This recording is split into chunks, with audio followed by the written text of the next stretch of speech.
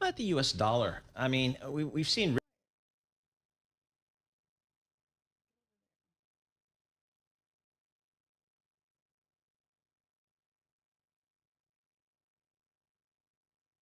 Testing, testing. Is that working? No. Yes, maybe. Sorta.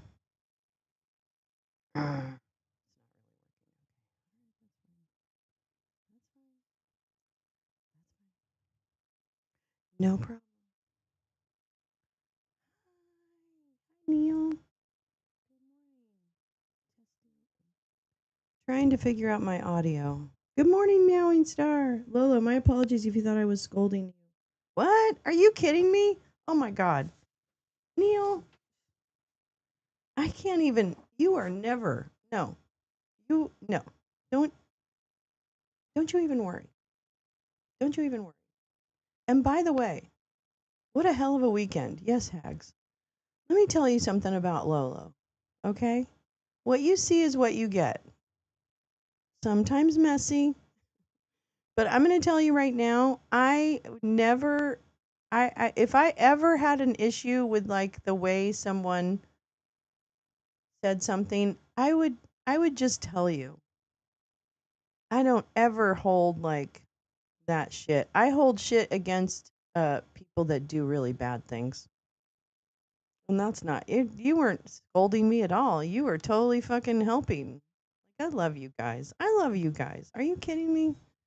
You guys are the best. You guys are like people that are so kind to me and so like you give me a lot of space to be messy, which I am. And I just think I just really appreciate that because not a lot of people in our lives give us room to be messy, right? And damn it, there need to be more people in our lives who give us the room to be messy. That's what it's all about. And that's what it's all about. You never have to apologize, Neil. You're fine. I appreciate you. I appreciate everyone who just like is, I don't know. I just, you have to tell, I'm going to have to tell you something. This part of my life, like this like online thing, like just the show and you guys, not all the nonsense. And of course my daughter and my family. But this part is one of my favorite parts of my life. So I'm not gonna let it like I'm not gonna let anything like fester or be weird. I don't know. I made a big speech about something I didn't really need. You were just giving me a nice little hey, just in case if I. So sorry, Neil. I love you. I love the article about the First Nation chief and his interactions with Dump. Very moving. Oh, I have so much to catch up on. I myself forget people read caps as shouting. I don't though. I mean, yes, I guess I do, but nah, it's fine. You don't have to worry about me. I'm kind of hard to piss off. I mean, really. when when it comes to that stuff, I'm kind of hard to piss off. Good morning. Sorry I'm late. Good morning. Good morning. Everyone's saying hello to each other in the chat. God, that makes me happy. Well, rudeness, even inadvertent, is not good form. Well, Neil, I don't ever think of you as rude. Yeah, there's enough. There's enough going on. We don't. I don't know. I don't bother me. Anyway, good morning. Happy Tuesday. Is it Tuesday? Is it Tuesday? Is it only Tuesday? What the fuck? Really? Okay. Happy Tuesday. I was listening to Bloomberg this morning about the private equity market, which I guess is like it's kind of like, well, what is it? I don't know if they're referring to like Rocket and stuff like that. I don't know if it's crowdsourced loans or what they're talking about. But yeah, they're acting like life is normal. Um, and gasoline's gonna go up, chuds. Oh boy, as if you really understand how prices work and change. But whatever. I'm having a lazy morning, hoping to get my floor picked out today. Fuck yes, Lee. I am so vacation next week. Yes. Oh my God, Lee, that's so exciting. That is so exciting. I'm so happy for you. Oh my gosh, I'm like genuinely happy that you get some time off. So yeah, good morning. Welcome to Wake and Bake with Lolo. I'm Lolo, and this is your Wake and Bake. I haven't had any coffee yet or weed, so we're gonna have to do that. Let's see. Today, I know I have one thing. Let me just see what's what. What is what? Hey, what's what? Da da da da da da da da da. La la la la la la. There was I had one. Let me go watch later. Watch later. Oh yeah. Oh boy. This one looks like it's going to be fun. Tulsi Gabbard and Ratcliffe is going to they're going to speak this morning. That should be hilarious. So that's coming up in an hour. In an hour, 7:30. Oh, interesting. Okay. And then let's see, because I thought I had some other things that were coming up. Wow, that's the wrong one. No, no. Let's see, what happened last night? Nothing. Oh, we watched Jurassic Park. So sometimes, and anyone can do this too. Anyone in the Discord can say, "Hey, I want to play a movie in Discord." And you can actually use the voice room and play a movie at any time that you want to, and then people will join you or they won't. And so last night I was just in a hankering. I was really sick of the news, and I couldn't take it. And I couldn't take any chuds. I couldn't take anything. So I was like, I need to watch Jurassic Park. So we did. It was really fun. Thank you for everyone who was able to make it to the movie. I love that movie so much. I'm going to tell you right now, it's in my top 5. It always has been. I'm not a huge like Steven Spielberg as a person fan probably. He's probably not like one of my favorite people. But boy, that guy can really direct a fucking movie. Okay? I'm sorry. Oh, I fell asleep, so I still haven't watched Jurassic Park all the way through. Well, hang around with me long enough, Lee, and you will definitely watch Jurassic Park. I can't guarantee all the way through, but you probably will watch it. And Jaws and all that. Speaking of which, tonight is Documentary Tuesday, by the way, if you're not familiar with the way things go around here. But at the lounge, we watch documentaries on Tuesday. On Wednesdays, we wear pink. No. On Tuesdays, we watch documentaries. And so tonight, I can't remember. A lot of people have, I think there's been some suggestions like Find Me Roy Cohn or something. There was that one. So I'll have to think about it and go through and see if anyone made recent suggestions for documentaries. But yeah, tonight is documentary. Documentary Tuesday. Yeah, yeah, yeah. And then don't forget tomorrow at 5 p.m. tomorrow, Wednesday, I'm going to replay Mountain Head in Discord. So I'll make sure I put like postings up about it. But tomorrow we're going to replay Mountain Head, that HBO movie about Peter Thiel, billionaires, but it's like a comedy. Not really.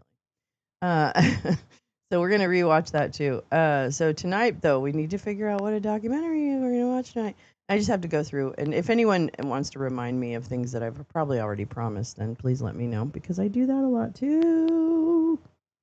You suggested theremin. That's what it is. It isn't topical. Topical. Lee, my cat is named Luke. At some point, they became my screen names. That's a perfect. I love those screen names. I think they're great. Oh, wait. So, theremin. Okay. Let me just write that down because if I don't, again, what I do all the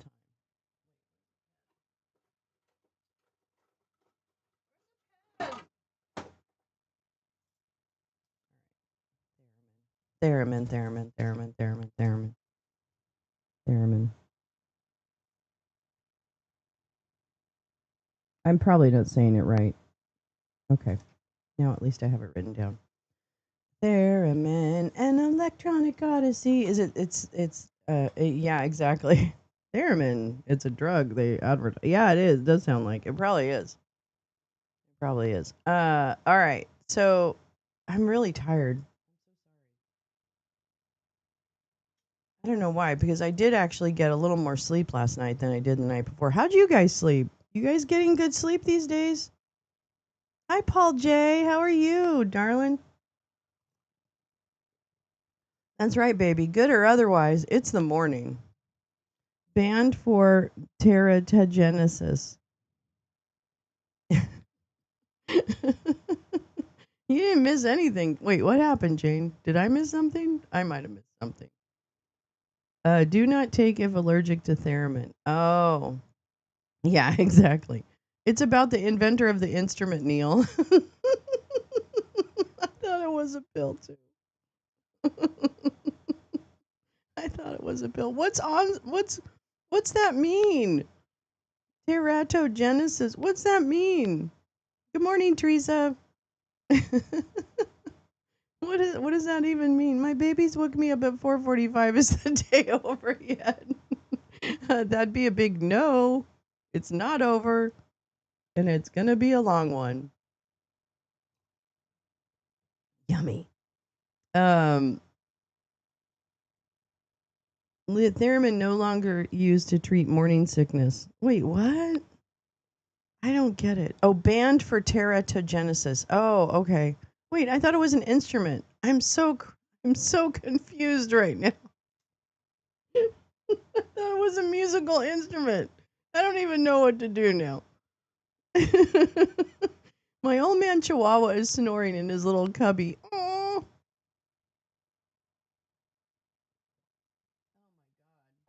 All right, well, whatever. You guys are crazy. I am aware, as George Costanza would say. Ah, everything's breaking apart here. You need to move. Where you came from? Where did this bag came? Right in the way. Tough. Theremin jokes are tough. Oh, thalidomide. Okay, all right, okay. Yeah, all right, okay, I get it. I get it. Isn't topical a selling feature? I don't even understand. I thought a theremin was a pill. Then I thought it was a musical instrument. And now I'm back to thinking like an ointment. I don't even know. People are crazy. You people are crazy. You people are crazy. You people are crazy. Let's see. I have a bunch of stuff I need to read because we have to learn about them. So I hope your night was good. You just rub it on your chest and everything is fine. And you grow babies on your chest? That's so weird. That's so weird. How's that happen? Motherfucking magnets. How do they work? Um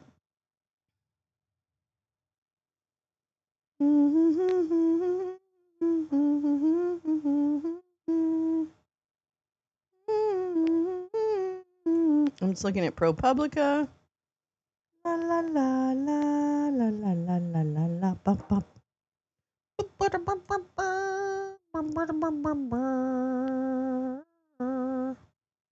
Gosh, there's a couple of good things I want to read. There's way too much going on. I'm ready to tune out. Girl, let me tell you how close behind you I am. I'm so close. You can probably smell me. Let's see. Na na na na na na. I think I'm just gonna become a gamer, and we're not gonna exactly, gal. I can't even take it. You know, uh ah ah ah ah. Um, I'm gonna say, you know, like it is sensory overload. Obviously, I keep shorting out, but this whole thing about Iran, Israel, us. And uh, I am apoplectic, I guess, thinking about the fact that because of this administration and their um, incredible greed and, yeah, nonsensory, incredible greed and just abject disregard for human life. I don't know what Bobo calls it. What did she call it? Like solipsis or something? What is that? Where you think that basically everybody else is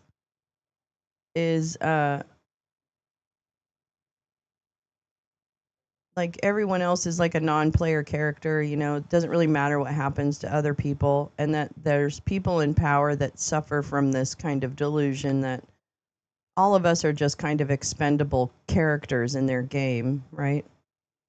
And I really believe I could see where they really believe that. And you know, I want to just say right now, the fact that our military people, our friends, our families, our whatever, who are part of this military, are now going to be exposed as fodder for this war that didn't have to start. And I don't want to fight Israel's war. I certainly don't want our friends and families in danger because these men are so craven and trying to hide from accountability as well as amass land, power, resources, because that's what both Bibi and Dump are doing. Is this is a way to take what Iran has. And you can get on me about, you know, the Iranians want to blow everybody up and whatever. But they didn't. They didn't. They didn't do it first.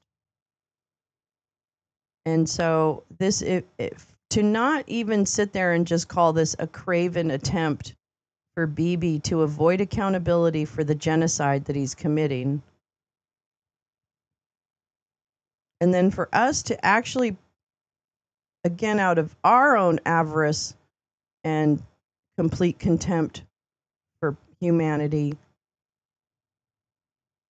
that we would put people who have signed up to defend the country and do the hard work of being a member of the military, regardless of how you feel about the military,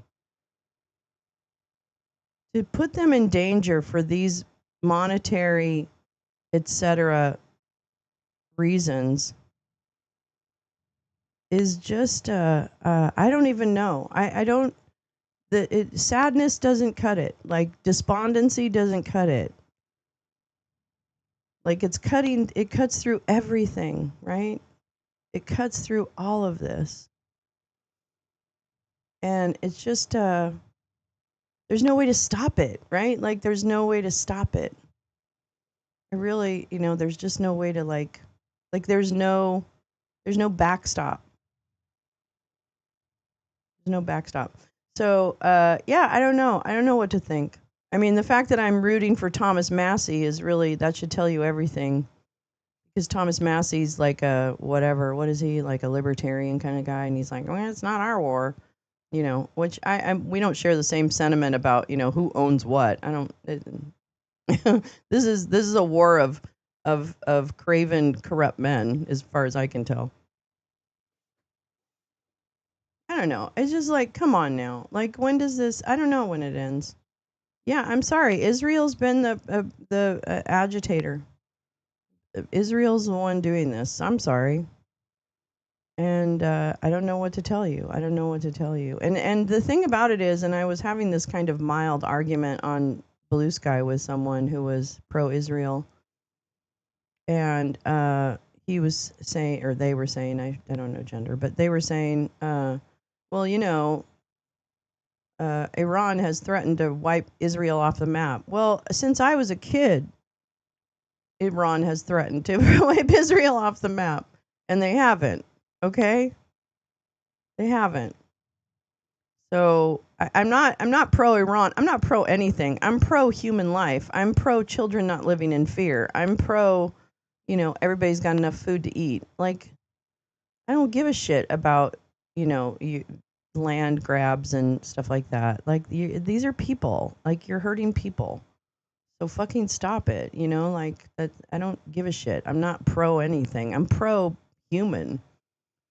But this looks pretty clear to me that in this particular case, at this moment in time, Israel took an opportunity to try and destroy Iran, supported by the United States, because Trump's administration didn't want to deal anymore, and they just want the resources. This is part of the Mar-a-Lago Accord. If you haven't read it, the Mar-a-Lago Accord, which is actually the trade structure for the Trump administration, as produced by his chief economic advisor, Stephen Mirren, part of that plan is to use extortion and national security as a way to get countries to give you what you want.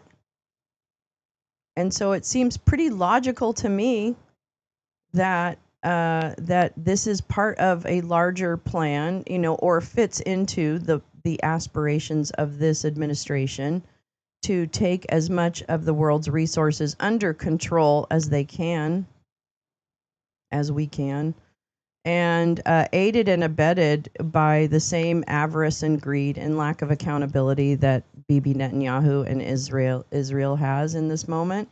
And not to forget that the Saudis have hated the Iranians, the Saudi whatever king people, have had it out for them for a long time, and they're fully in support. And I'm never going to let go of the fact that Dump just came back from that area, that region, with a lot of new money.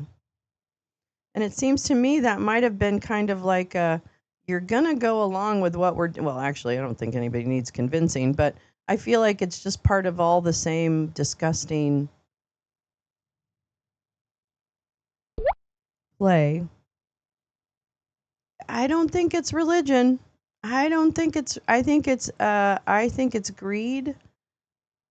I don't think it has. I mean, I'm sure there are some people who are motivated by religion within it, Lisa, but I think this is pure 100% men who want to retain power, who are both afraid of accountability. Bibi has his own criminal court. Dump has his own criminal exposure, etc. Those are two guys who are easily or not manipulated, but easily looking for ways out. Yeah, and the Shia and the Sunni and those, there is definitely that. I'm not discounting the fact that the Shia and the Sunni is really a part of the core of this. I just believe that, as with many situations, it is now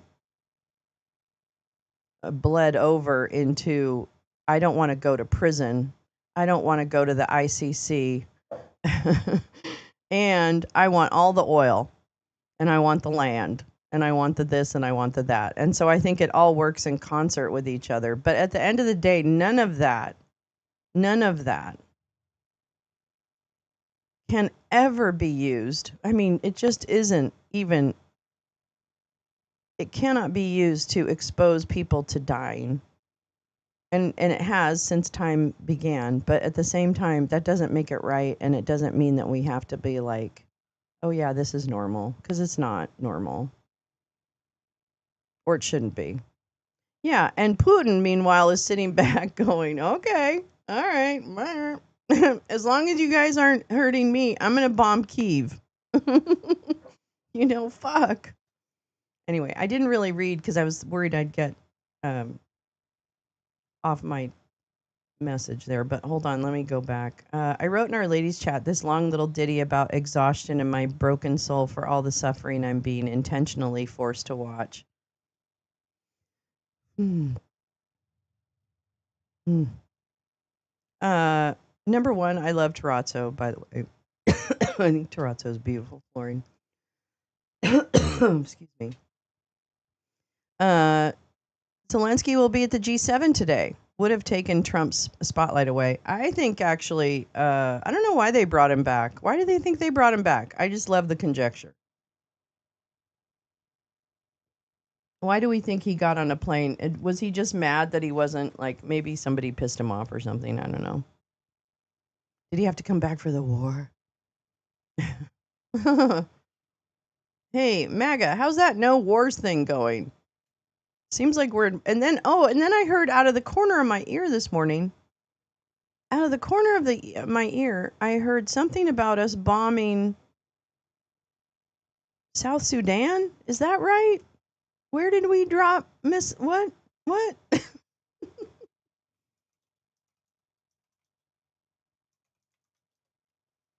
What did we do? I thought maybe, okay, I could be wrong. But didn't any of you guys hear that? Okay, wait, let me get through this and then the gist of it. They are exceptionally cruel and they are intentional about it. That's the part that is aged by soul. Like everything feels so much heavier and getting heavier by the day. Oh my gosh, yeah. Wait, I want to go to the 2. I put it in your let me Lolo DM. Thank you, Teresa. The administration flip flop. They're going to arrest all immigrants again too. Yeah, I know. There's another push for more raids. I think here's what I think about. Oh, I'm sorry. I keep jumping between things. I really apologize. Let's see. Oh, and says, Gal would hear your song and read the lyric. Yeah, if you want, I'll take a look at that. But yeah, Gal, people want to hear what you're writing about. Yeah, please put on your oxygen mask first. Yeah, please. We need you. We need all of us. The current government is Iran is younger than the 75 occupation and colonization of Palestine by Israel. Yeah. Yeah. Yeah. Yeah. It's all bad. Okay, I'm not saying there are bad people in every government, by the way, and most of them are men, and there are bad people, and I'm not standing up for. I'm standing up for the people who are afraid of being bombed, and the fact that it doesn't have to be this way. The world doesn't have to be this way, but yeah, well, here we are. This administration flip. Oh yeah, people who are less targeted by the blatant cruelty, who need to stand up to this guy sanctioned suffering, government sanctioned suffering. So it's fucking heavy, and I can't believe we're even here. Yep. I really thought people knew better than this. I had more faith than I should have. Yep. Yep. Neil, my cell phone basically had a stroke, and on the far left side is oh no, Jane, that's like the LED. I'm sorry, I fucking hate phone problems. Said the same thing about Massey this morning. Yeah, hi, Walk by Faith. Yeah, you know, a massive asshole, as I like to call him, Thomas Massey, who is a massive asshole. Yeah, he's an asshole, but he is basically saying this is not our conflict, you know. So he's doing the libertarian thing. Like just put the fentanyl in the candy store and let the chips fall where they may. That's what libertarians always remind me of. I heard a libertarian once say something like that. Don't make drugs illegal. Put them out for everybody and you know, have an apple. You know, like so that's what I always mean. Yeah, money and energy market domination. You're right, Lee. This is all money, and it's really fucking gross. And I feel like it's a very opportunistic time, right? I think I think world leaders who are involved in all this bullshit see a lot of opportunity with the lawlessness of the U.S. administration. So I realize that people would poo-poo kind of like, oh, the U.S. is the beacon of democracy and all that. And I get that. That's probably dumb, right? I totally understand that. But I also think on some level, if the U.S. doesn't engage in some of the activities and create this environment where lawlessness is completely acceptable, then we wouldn't be here right now. You know what I mean? Like, I'm not saying we wouldn't be somewhere bad, because I'm not a purist, but I just feel like it wouldn't be as bad as it is right at this moment. And I don't think I've been as depressed about the world situation as I am today, given everything that's happening and the fact that there is no one to put on the brakes, right? The UN in this country has been, shit canned and shit talked so that the UN doesn't carry any like significant weight with our Congress or anything like that. So I don't know. I'm sorry, I'm a little all over the place this morning. I think I should smoke some weed. But I want to read the more of what you guys are saying. Oh no, you guys are having really good stuff. Did you see Trump said he doesn't care what the director of national intelligence said? Do we even have a director of national intelligence? Where is Pompeo these days? Oh, that's right. He's the ambassador to Israel. Holy shit. About Tulsi. Tulsi's going to be talking this morning. Tulsi's going to be talking this morning. That's right. We're going to be watching Tulsi and what the fuck's that other guy's name? The DNI. Oh, no, he is the DNI. Oh, we do have a DNI. What does he say? Who is it? he's so milquetoast. I can't know. I always forget about his fucking name. What's his name? John Ratcliffe. That's right. That's right. Yeah, they're going to be talking this morning. We're waiting for them. We're going to be hearing from them. That should be really not fun. Let me just see if we've got we've got anything. Israel and Iran trading strikes for a fifth day with civilians in flashpoint areas. Okay, Oh, that's what I'm sorry. I was on this thing earlier. So I was kind of soft arguing with this guy or this account that was pro-Israel in this particular conflict. And he's like, well, I said, well, the Golden Dome has failed and like some shit's getting through. So I think it's kind of odd to start a war when you can't protect your own people. Like, did you need to do that? If I was Israeli, I'd be fucking pissed. I'd be more pissed than I am now. I'd be really pissed. I mean, there's already Israeli citizens who have been killed by airstrikes because Israel started it and Iran responded. And so Israelis have died. And I can't believe that an Israeli would appreciate that their government starts a conflict. Like, I'm sorry, I don't get that. And so but then this guy or this account was like, well, but I guess they were just trying to avoid annihilation by Iran. And I'm like, okay, really? You really think this is the way you're going to get a handle on you're going to prevent annihilation by bombing someone? Are you kidding me? That's the dumbest thing I've ever heard in my life. Anyway. Annette Reichel, how are you, darling? Hi, old friend. It's good to see you. Yeah, how'd you miss the fact that Pompous Ass is now the ambassador to Israel? Well, they probably snuck him in there. He's too big of a... What's a PAB? Walk by faith. I always... Pussy ass bitch? Is that what it is? I don't even know. Trump went back? Oh, wait, did he go back? Oh, yeah, he went back to D.C. No, he's not going back to the... No, he's not going to G7. He doesn't like to not be in his house. Someone said that on the news this morning. He wants to be home. Read last night the White House negotiated golden national security agreement with U.S. Steel Nippon deal. Japanese play the big game. Another piece of paper worth nothing. Oh my gosh. How did you like the picture of him dropping the agreement too and saying that the UK was the EU? I mean, I wish it wasn't because it's not funny at all. But, oh, here we go. Starlink. Oh, Gal's coming in hot with some really good stuff here. Okay, hold on. Let's do this. Let's do this. I'm going to go ahead and start with some good Gal context. This is going to make us feel smarter. I need to feel smarter right now. Where's my thing?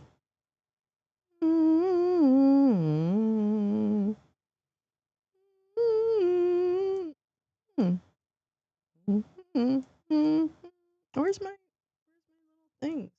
Oh, there they are. Na na na na na na na na na. Okay. Boop. Oh. All right. Where's my coffee? Do do do do do do do. Yeah. Jane, if you know anything about Gal, she's incapable of choosing one storyline. She's incapable of doing that. Her brain doesn't work like that. Her brain doesn't work like anybody I've ever met. Okay? Met? Anyone's I've ever met. She can hold more shit in her head and still, like, you know, tie shoelaces, make lunches, and do whatever she needs to do in her real life than anyone I know. Like, I have no doubt in my mind. So, yeah, you can't ask her to focus on one thing because it's not going to happen. She also has one of those, like, what is that called? Like a photographic memory. I've never met anyone that really had a photographic memory. Gal has a photographic memory. Or however they put that. Okay, wait. I want to catch up with your comments. Okay. Dumpy may be so physically compromised it's difficult to be away from his stuff for too long, Lisa. Oh, yeah. No, Jane, he's not going back to Alberta. Are you kidding? Oops. He doesn't want to go back to Alberta.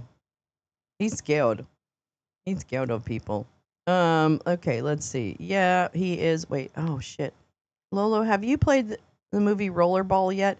No, but I love the movie Rollerball, Lisa. Maybe we should play that. That sounds good. All right, I want to make sure. Wait, I don't support Israeli government actions. Do people realize that 50% of Israelis are Mizrahi? I don't know what that means. What does that mean? What dismays me is that the U.S. media contingent left Alberta along with Trump. I don't know how many remain, but I doubt the G7 will get any U.S. coverage now. Well, it will if it gets Zelensky. I mean, at least that. I don't know. You're right, Neil. I mean, Americans just don't they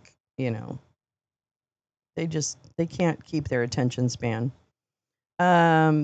Oh my God, all I see is that guy on The Office when I see Ratcliffe. Yes! Oh my God, Walk by Faith. He totally looks like the guy in The Office. Oh my God, he really does. Oh my God. I've never even thought of that. He really does. Let's see. Okay. Axios had a story yesterday about ICE cash crisis. Need more deportations to try and force Congress to approve more dollars. Lee, I would not be shocked by that. There's some really shitty stuff going on in there, right? Like, and think about it. DHS has been wildly over budget just in the FY25 budget. So just since the Trump administration took over, ICE and DHS, their expenditures have far exceeded their allocated budget. Who does that? Who does that? And it's all like fucking photo ops and shit and tyranny. Says in February 2025, Pompeo was hired by Columbia University as a distinguished fellow of the Institute of Global Politics. See, this is the problem. To teach a course on diplomacy, decision making, and organizational leadership. Okay, all right. Let's shit on the universities for a minute because I want to. This is the problem. The problem is, and as indicated by what just described, is that in society we have accepted despots and criminals and corrupt men and women as successes. even if they're shitty motherfucking people, okay? So this is why, yeah, I'm upset at universities getting shit on because, that this is part of attacking like the thinking state in this country. So I get it. It's a different type of attack. But I'm also pissed off because it's part of like universities and other institutions that have propped up these guys as normal human beings. And I don't even fucking understand that. Nothing normal. There's nothing normal, and people should be shunned. We don't use proper shame in this country as a way to get people to behave. And that can only go badly. Okay. Gal says the entire gang we screamed about re 2020 is back. Yes, I know. Oh my God, Gal. You guys, they're talking about the 2020 election again. And I don't mean just them. I mean like Kash Patel and people who have control over what happens in the world, which is shocking to me that this is where we find ourselves. Okay, yeah, we're going to talk about them too. Oh my God.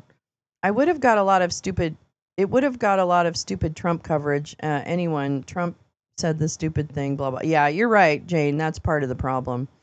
I read that this morning. It's not pompous. Huckabee. Oh, right. Max, that's right. Fucking Huckabee. They're the same person. They're the same person. Yeah, that's not a relief, but no, it's not a relief. No. They're both the same person. Less Ozempic. Lolo, I tagged you on the Axios story over on the Dark Place. Ah, thank you. I'll take a look at that. I'll pull that up. That boy ain't right. Gal, Lee tagged you on an interesting story about China on the Dark Place. Lolo, have you played the movie Rollerball? No, but now I want to. Now we need to watch that because damn it, it's a good movie. And it's probably indicative of where we are. Unfortunately, now that they're gone, the G6 should devise a plan to get out. Yeah, why doesn't that? I'm into it. Let's do it. Sue, how are you, Sue? Uh-oh, here we go. Trump is brain sick. His brain is definitely melting. I hope his power will melt also. Fight his madness vote. Yep, I agree. The problem is, Sue, is that it's not him. Okay, he's a symptom of the rot. The rot is with J.D. Vance, Rosa Vogt, Stephen Miller. I don't know, whoever else is pushing him to do all this shit, and his own corrupt brain. Yeah, your brain is wired strangely. Sorry, not sorry. That's the way it is, and we love you for it. Might be Verhoeven overload at this point, but RoboCop. Oh yes. Oh yeah, Paul Verhoeven. That's a good one too. Might be. Let's see. Take a brain vacation, gal. Yeah. Now I'm nostalgically remembering the Zoom calls how many years ago when we were all getting to know one another. Oh, Haggard, I love you. When we were babies. Alberta, Occupy Democrats and Trump went to Europe for the G7. Alberta. Well, it's so continental up there. Ooh, that makes sense. I understand how Gal does what she does. My brain goes into shutdown mode from overload. I know, totally. No, Gal's got a different brain, so it's yeah. But she does need to protect her heart, because it can be a lot. Meowing Star, I'll be listening, but I just read McBride is throwing the rest of the trans community under the bus. What? No, that can't be. I don't want to hear that. I don't want to hear that. Oh, that's terrible. Oh my God, haha, I see. I mean, Huckabee and well, see, Huckabee Pompeo is one person. They're the same person. You haven't seen them in a room together, have you? Occupy Dems, what the heck? I know. Well, they can't. I guess people can't get everything right. I don't know. What does the G6 look without dump, maybe of some importance to the U.S., but that's not my editorial call. No, Neil, you're not wrong. You're not wrong, okay? You're not wrong. Actually, it's very important what the G7 does without Trump there, but, you're going to have to let us know. You're going to have to let us know.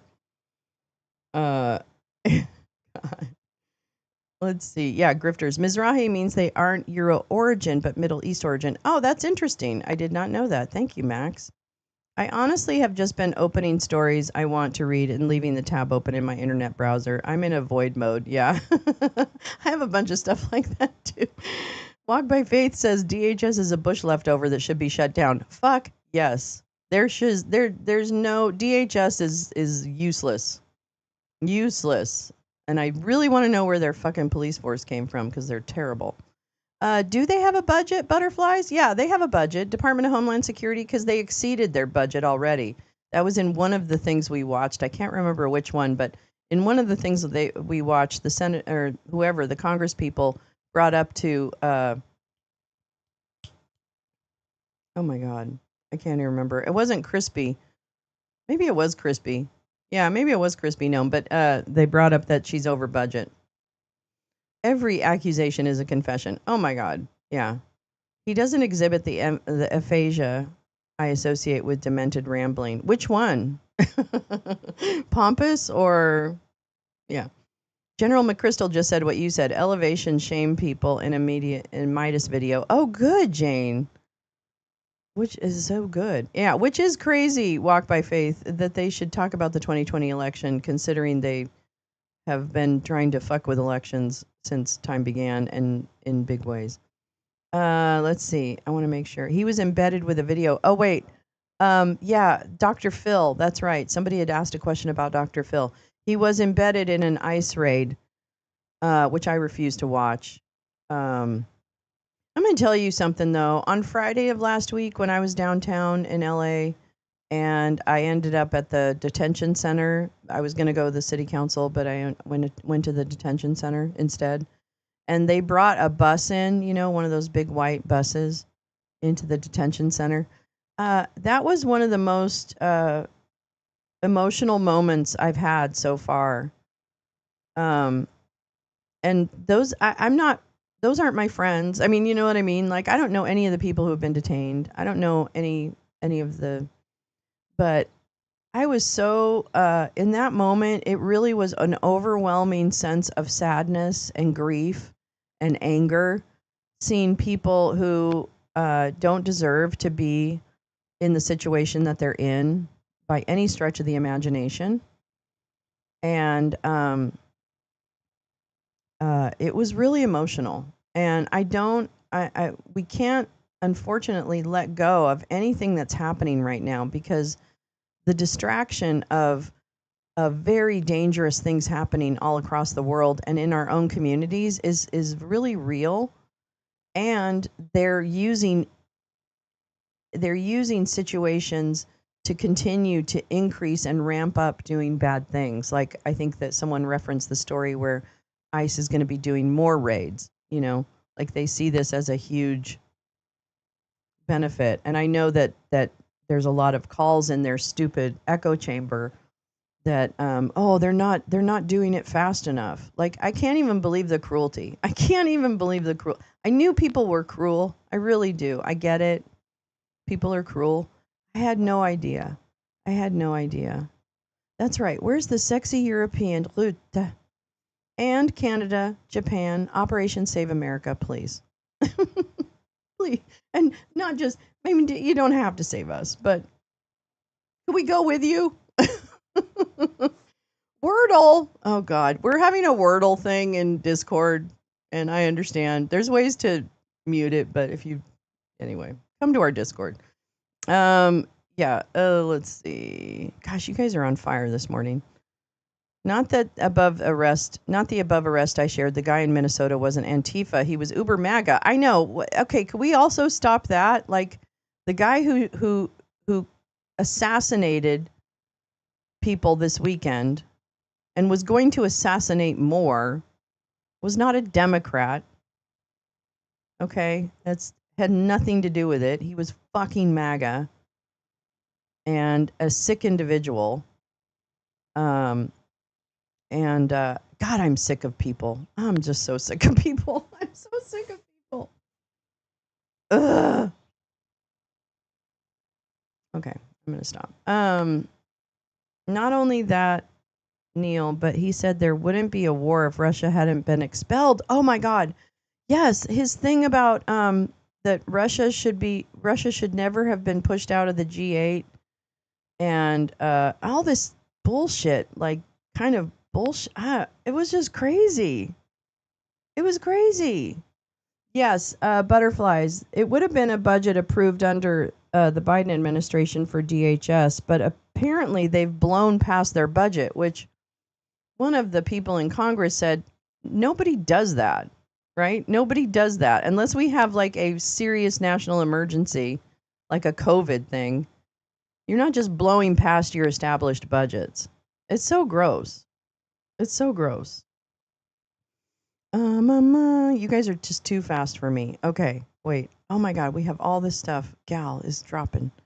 Drop it. Okay, wait. Let's read this. Let me catch up. I'm so sorry, everybody.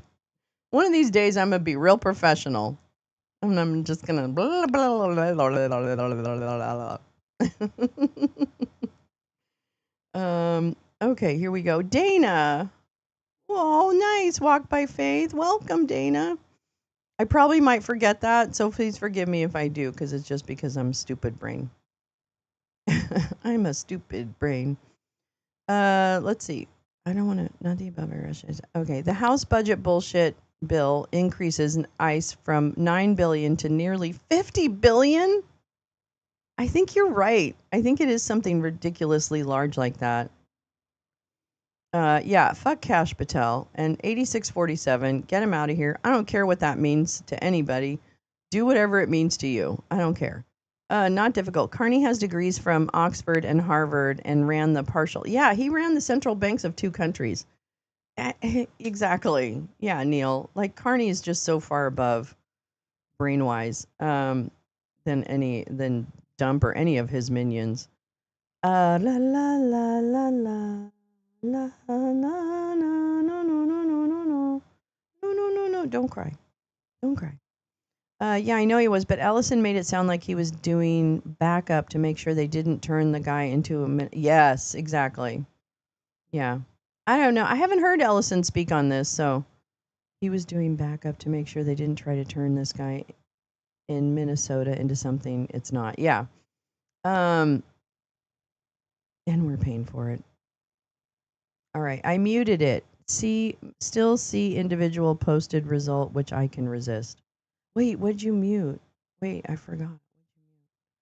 The early report said alleged killer had no King's flyers in his car. That smelled like spin to me from the start. I know, that was so dumb. They were just handwritten signs. Come on now. I mean, like stupid pieces of. It was dumb. It was dumb. Yeah, EU, could you just help us out here and take care of our guy and just take us? Can you take us? We're a big economy. We must be pretty popular. Also, nice to meet you. That's right. Neil's welcoming Dana / Walk by Faith. Thank you for coming in and saying something. We appreciate you. Tom, good morning. Oh, good morning, Tom. How are you, darling? Oh my God, you guys are just so fucking fast.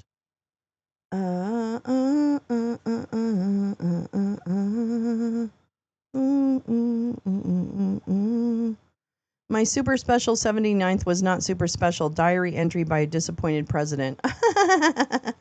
Damn it. That was my idea to do the super sweet 16. Damn it. Damn it. Damn it. I really wanted to do that. Okay, we've got some good stuff lining up here. Now that you have more members, there are more comments. Yes, I know. We're so popular. Now I have to behave myself. No, I'm just kidding. But Carolina on Blue Sky. What's that? Morning. Lolo's Lounge this morning is a YouTube featured. Hell yeah. Ooh, ooh. Ooh, ooh.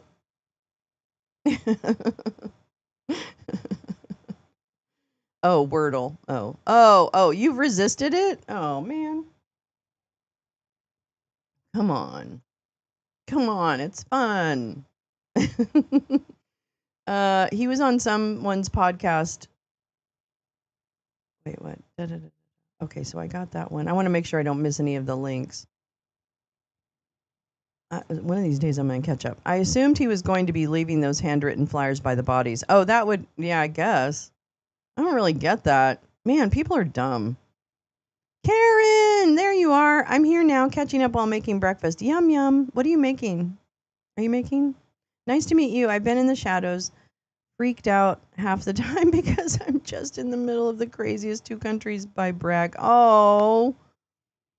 Hey, man, Dana, you're here now, and that's all that matters. And we're gonna get through this. I don't know how, but we're gonna get through this. There are a bunch of Carolinas. We'll sift through them. I thought I was going to cause chaos at the protest by trying to escape through. Oh, yeah, that could have been the case too. I'm doing connections right now on another tab. I like connections too. That's a fun one. I'm not very good at it, but I like that game. I'll give that to the New York Times. Walk by Faith, welcome. We're all in between the MAGA shit sandwiches. Oh, the counties. Okay, Dana, I get it. Love Carolina Cat Lady. She's so sweet. Oh, that's cute. I'm going to have to look that up. All right, let me make sure I got all of Gal's dropped links here. Because it's very special to me. Oh, I really want to read about the smartphone. I want to read about the phone. I really want to read about the phone. Oh, okay. Okay, here we go. I mean, we need some good news, people. That's what I'm going to say. We deserve some good news. I don't know when it comes. I don't know what it is, but we definitely deserve much better news than we're getting. Okay. All right. This is first in from Gal. Oh, wait a minute. Did I get this one too? Hold on. Let me just tee this up. Gal, you are just like such amazing drops this morning. I love you so much. Thank you. I think I love you so much. You're so great. You're so nice. Okay, here we go. Where am I?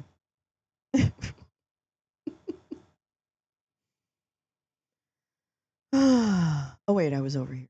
Okay, here we go. Trump posts long text message from Ambassador to Israel Mike Huckabee about hearing from God on what to do next. Wait, what? He posted long messages from Mike Huckabee. Okay. From Mike Huckabee, a pastor, politician, ambassador, and great person. Like, he's really great. Hi, Oren. How are you? Good morning, darling. Lee's folding laundry. Lee, would you fold my laundry too? No, I actually did my laundry. I did. Look at me. Look at me. And also, I want to drop the Discord link too in here so that people can join the Discord. Most consequential probably can stand. Yeah. Yeah, exactly. That actually might be the most accurate thing that Huckabee has ever said. All right, here we go. Here's a message from Mike Huckabee. Here it is. Imagine trusting the Trump family with your data. Oh my God. or to hold on to a call. There you go. Okay, Mr. President. Oh wait, no, we need to do a voice, don't we? Can we do this? And if you don't like it, I'm really sorry, and you can tell me stop. Like you can tell me stop. But I'm gonna try. Okay, here we go. Mr. President, God spared you in Butler, Pennsylvania, to be the most consequential president in the century, maybe ever. Maybe ever. I don't know. The decisions on your shoulders and shoulder pads, I would not want to be made by anyone else. That sounds kind of like a backwards, backhanded compliment. Right? Doesn't that sound like the most backhanded compliment, maybe? I don't know.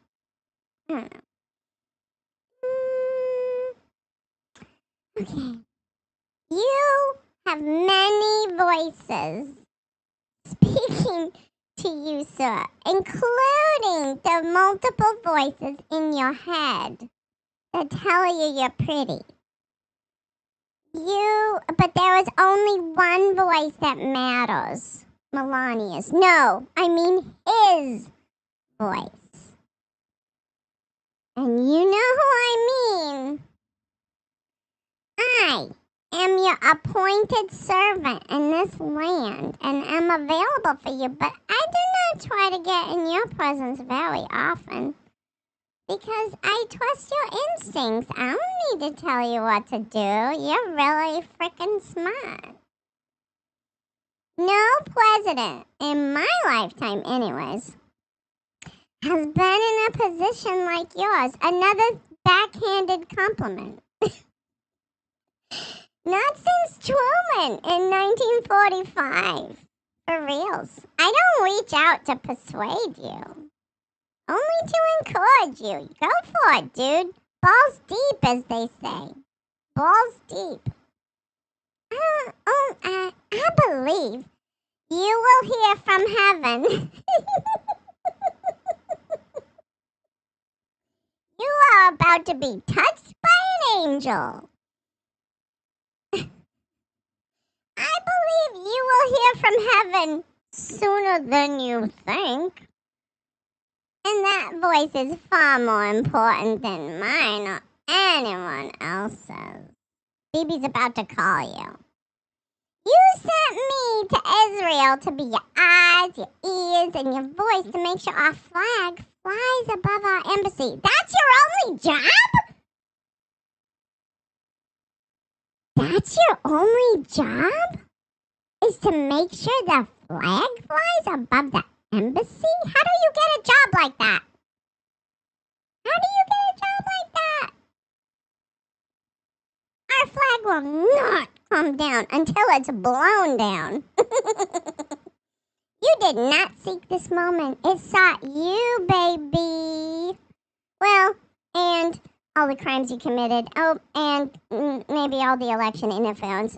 Maybe. I don't know. It could happen. Oh, and by the way, it's my honor to serve you. Love, Mike Huckabee, a.k.a. not Mike Pompeo. Thank you. Mike Suckabee. Mike Suckabee. Danny Halls, how are you, darling? Oh my goodness, what a nice surprise. Hi, Danny. Guess who didn't read that? Yeah.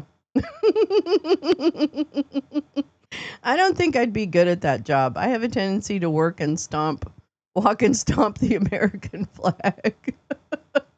That might not be your job then. It's okay, Meowing Star. That might not be the job that you get. But, I don't know. Maybe if we put up like a kitty flag or something. Oh, I don't know. It's good to see you, Danny. I'm glad you're here, darling. Our hordes and saboteurs. Yeah, our hordes and saboteurs will be on the ground working hard. Yeah, Mike Huckabeast is auditioning for Super Cuck of the Week. Yes, and it's hard because there's a lot of them. There's a lot of them. Oh my God. Oh, it's good to see you. All right. That's a good one.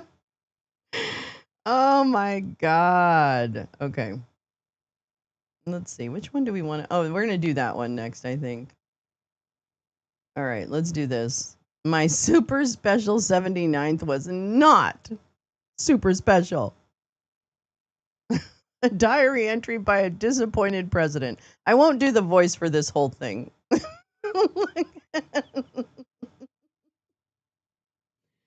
at the grumpy Gus. Oh, he's a boy grumpy. Oh, the grumpy Gus. Oh, the grumpy baby. Oh, the grumpy baby. Oh, the grumpy baby. My birthday sucked balls. Dear diary. I did not have the birthday of my dreams last weekend. Everyone knows that 79 is the tank birthday.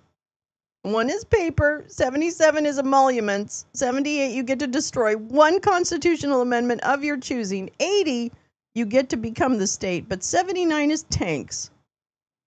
And I was so looking forward to my tank birthday. I thought it was pretty clear what I wanted, but obviously it wasn't.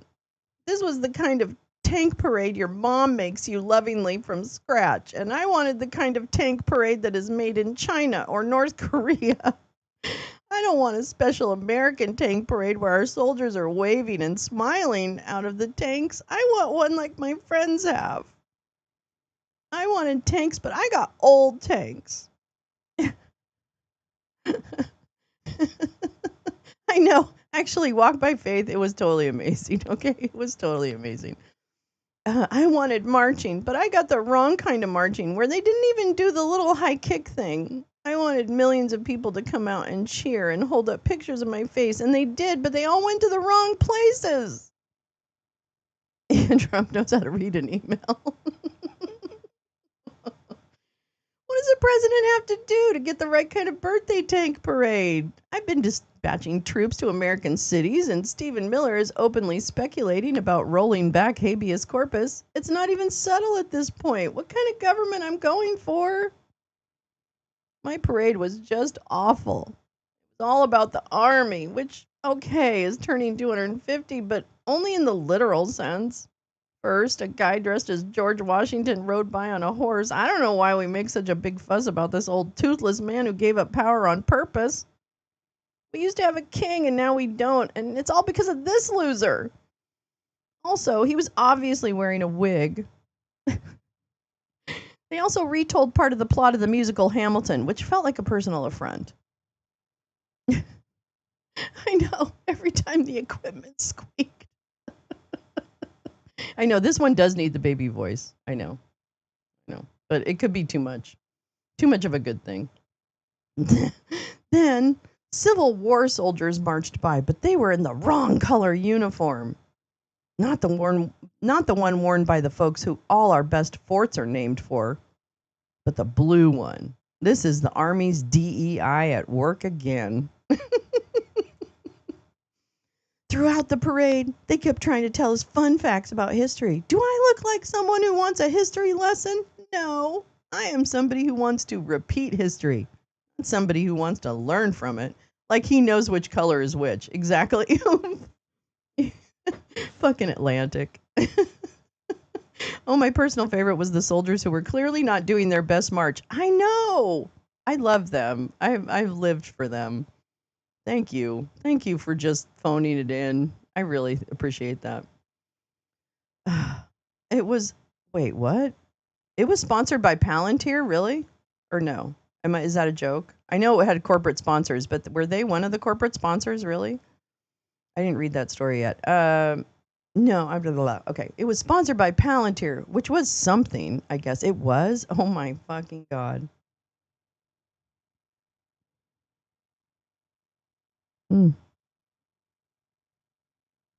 I wish I didn't. I mean, I am a pacifist, you know. Yeah, that was a military fuck you. Exactly. And he deserved all of it and then some. I had been thinking more along the lines of someone comes out to sing the national anthem and then stops, winks, turns to me, and starts singing Happy Birthday in a breathy voice instead. Then the army rolls up with an enormous cake.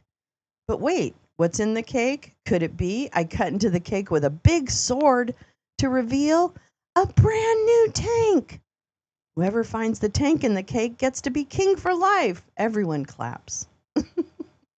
Whoa, what is that? Parachuting out of the sky. It's another tank, like in the Fast and the Furious series of films, which he probably also hasn't seen. And who's that lifting the lid of the tank? It's the Pope. Sorry, he says, it was all a joke about me being Pope. Here, try on my pointy white hat. I know you'll love a pointy white hat. You will be a great Pope, the best Pope.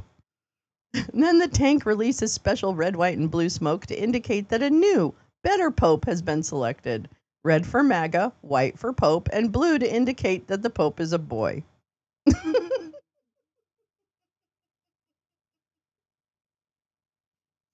Then And they sing memories from the musical Cats. William McKinley rides by on a tariff and gives me a thumbs up.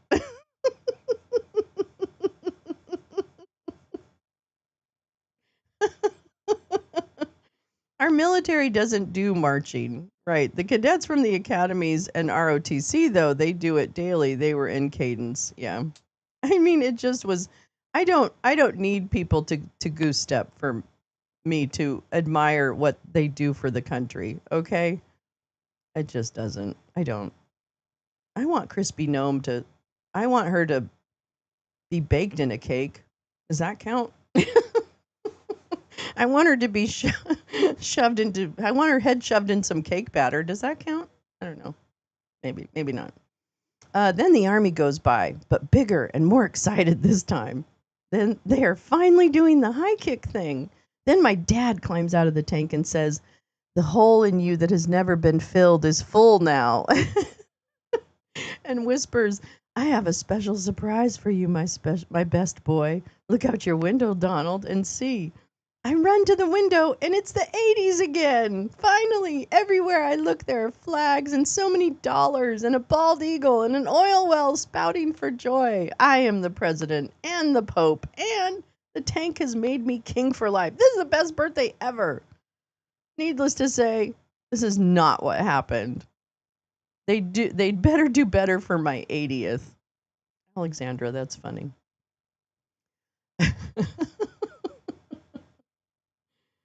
Oh, wait, we've got a thing. Oh, I'm so late. Oh, my God. You guys, why are you letting me? Uh-oh. Whoops. The video's unavailable. What happened? Oh, Jesus. What happened? What? Tulsi, Continue with the latest on the immigration rates. Okay, shush. That's not it. Whoa, everything's going crazy. All right, hold on. Let's see. Is this it?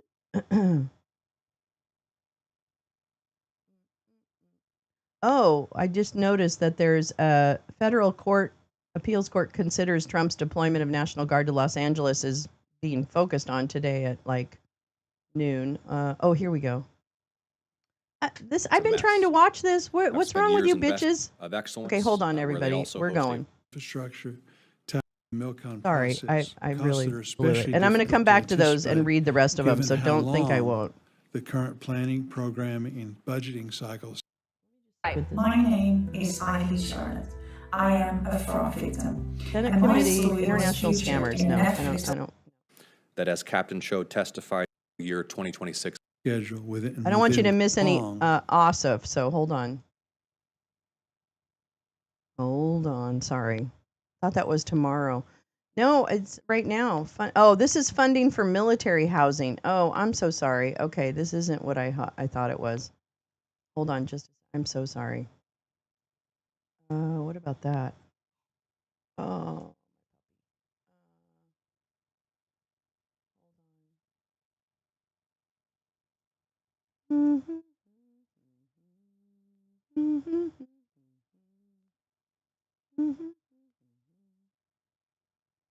So I have elderly Americans being scammed by international scammers, a hearing on that. I've got the UN. I've got... Hey. I've got nothing from the G7 online anyway. It's old. Huh, that's kind of odd, isn't it? I mean, is this a holiday or something? I'm very confused. I'm very confused. All right, well, that's good, because then we can go back to our reading. Hold on. Go back to our reading. National Guard appeals. I thought that was tomorrow. I know, it says today at noon, though. There's an AP, Associated Press, placeholder. It was also by Coinbase. I'm not shocked. I'm not shocked that Coinbase helped that. I feel like I'm listening to beat poetry. I know, Jane, I'm all over the place. I'm so sorry. 19th is a holiday. Oh, right. What is it? What is that? Oh, no, that's tomorrow is a holiday. Yeah. Oh, I see what you're saying. Oh, I'm so sorry. Okay, yeah. Tomorrow is Juneteenth. No, Thursday is Juneteenth. So that is a holiday. Yes, forgive me. But I just don't know. Usually they have like congressional hearings Tuesdays, Wednesdays, and Thursdays. And so I'm wondering why there's no real congressional hearings, like big ones happening at the moment. I'm sorry. You're welcome to my brain. Yes, Thursday is Juneteenth, of course. I'm so dumb. Okay. Okay. You could replay Tina Peters' sentencing for fun. Oh, remember TBT? Oh, it was so great. All right. Well, let me read this, and then we'll go from there. Okay. This is a Substack, Judd Legume and Noel Sims. Thank you, Gal. Trump's abrupt policy switch on immigration benefits top donors. Chicken. During the 2024 campaign, President Dump excoriated all illegals, calling them animals and claiming they were poisoning the blood of our country. Appearing on NBC's Meet the Press, Dump said his goal was to deport every undocumented immigrant in the country. In the country. I think you have to do it, Dump said. They came in illegally. I don't know. In late May, top Trump aide Stephen Miller, Walmart Nosferatu, directed U.S. Immigration and Customs Enforcement to increase arrests to 3,000 per day, roughly triple the agency's previous high water mark. The directive prompted ICE to begin targeting workplaces and industries known to employ a large number of undocumented workers, including agriculture, construction, hospitality, and textiles. Then, Trump abruptly changed his policy. Did he though? In a Truth Social post last week, Trump said his very aggressive policy on immigration was taking very good, long-time workers away from agricultural and hospitality industries. These workers, Trump said, are almost impossible to replace. Therefore, changes are coming.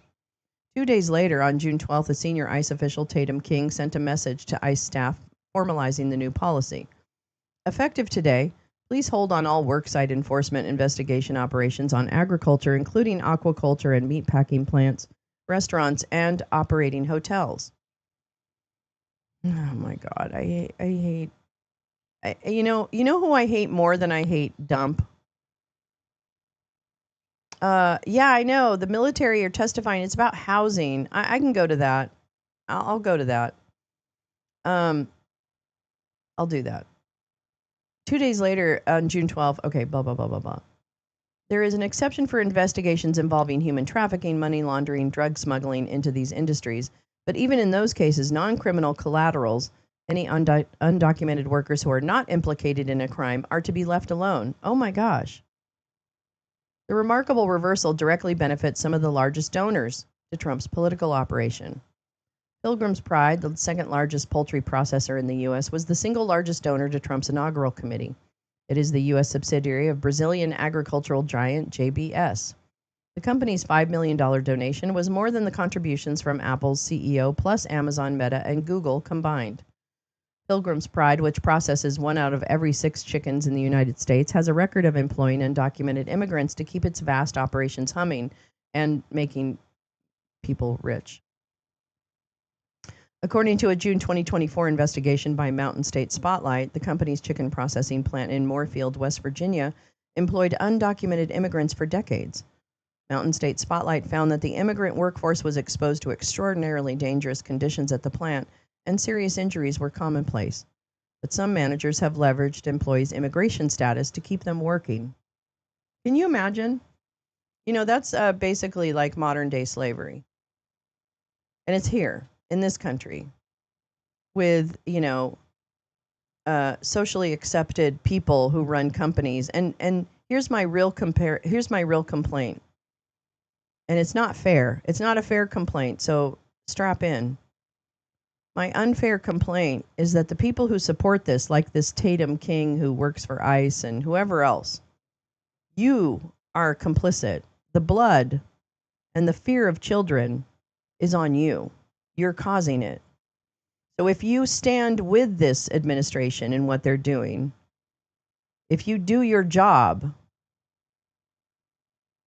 you are essentially holding the knife to the throats of children, immigrant children. And in fact, you're holding knives to the throats of American citizen children who are born to immigrants in this country. And I have nothing but contempt. If you don't walk away after all that you know now, you are complicit. You are complicit. And it is disgusting to me. Ugh. Oh, I just, I get, I've been in situations where you stand up for an organization and it turns out not to be the right thing. Aw, Jen, you're so sweet. I'm going to play you a song after. There are definitely situations where we have stood alongside people and given them the benefit of the doubt, only to find out that they are not what they have portrayed to you. And then it's up to you to make a choice. And if you're in one of these situations and you're not walking away and making a stink about what's happening, shame on you and damn you to hell. Because I hope it happens to your family. I really fucking do, and I'm sorry. But the pain and the suffering that is being caused in our communities by these fucking morons, if you are even enabling this administration in any way, shape, or form, I have zero respect for you unless you walk loudly out of the job. God damn. Yeah, no problem. Butterflies, no problem. Thank you so much for mentioning that, because I don't want to, there will be many times when I forget or don't know that those things are happening. So I appreciate it. Thank you, my love. Jen Griffin, what are you doing? Handing around money, you sweetheart. Yeah, aren't they replacing immigrant labor with child labor? No, apparently not. Not if you're a donor. They'll go ahead. Well, of course, there's probably children there too, but they'll look the other way. This is so bad. But you know what? You know what's good is we're good people. And there you go. Yeah, nicked ear, right? That's right, butterflies. Just a nick of the ear. Okay, let me see if I have this. Is this a song? Hold on. Is this a song? No, that's not a song. Where's the song?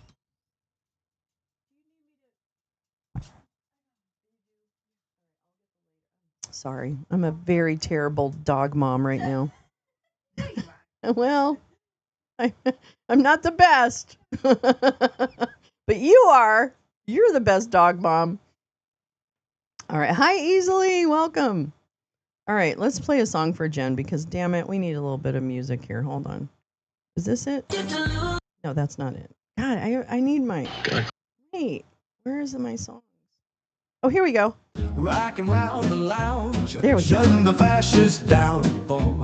Finding the facts so fast, we make the fun times last at Lolo's Lounge. Lolo's Lounge.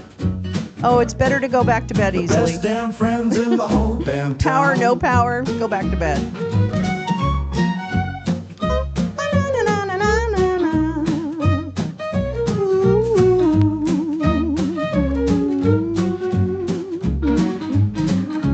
Rocking around the lounge, shutting the fascists down, finding the facts so fast we make the fun times last at Lolo's Lounge. Lolo's Lounge, the best damn friends in the whole damn town.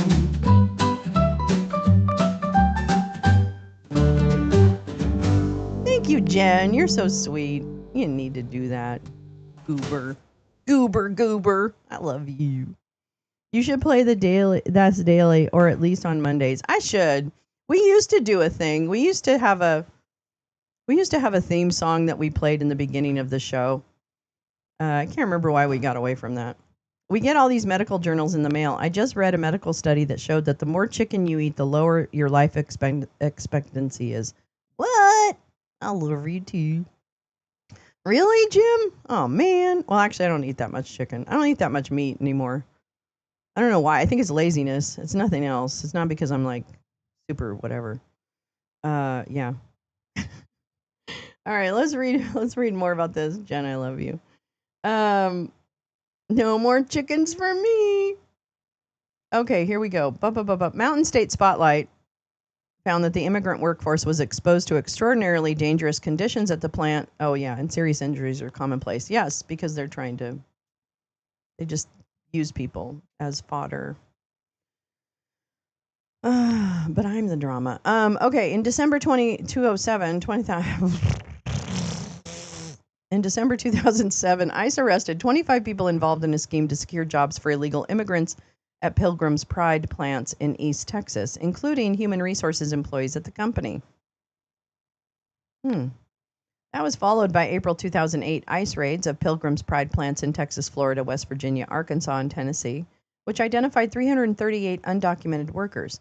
To settle the matter, Pilgrim's Pride paid $4.5 million to a federal law enforcement fund. The company did not admit to any wrongdoing as part of the settlement. Here's another part of the problem. God, man, rich people take care of each other. That's it, period. Proud to say my Republican brother protested Saturday. Hell yeah, easily. Fuck yeah. I'll take every ounce of that win. Ronald Cameron, the owner and chairman of Mountain Air, the fourth largest poultry producer in the United States, donated $3 million to pro-Trump super PACs during the 2024 election cycle, $2 million to Preserve America PAC in October 2024, and $1 million to Make America Great Again Inc. in July 2024. Cameron also donated $2 million to pro-Trump super PACs in 2016 and $1.3 million in 2020. Mountain Air also has a history of using undocumented workers to power its operations. A 2021 investigation by Scalawag magazine found that Mountain Air relied on third-party staffing agencies that actively recruit undocumented immigrants. Who are these agencies? Who are these agencies? Who are these agencies? The boyfriend's Christo-fascist mom liked my PFT story. Hi, Carrie. How are you, darling? Good to see you. Good morning. Those plants are all over East Texas, Teresa says. Oh, yeah, Teresa, you had something for me that I didn't pick up yet. Hold on. Let me pick it up before I... Oops. Oh, come on. Stop. Hold on. I fucked up. Not like terribly, but okay. It's one of those mornings. Man, it's a Tuesday that feels like a fucking Monday. Am I right? Or is it just me? It might just be me. I mean, that could be just me. Do do do do do do do do do do do do. Let's see. Wait, what?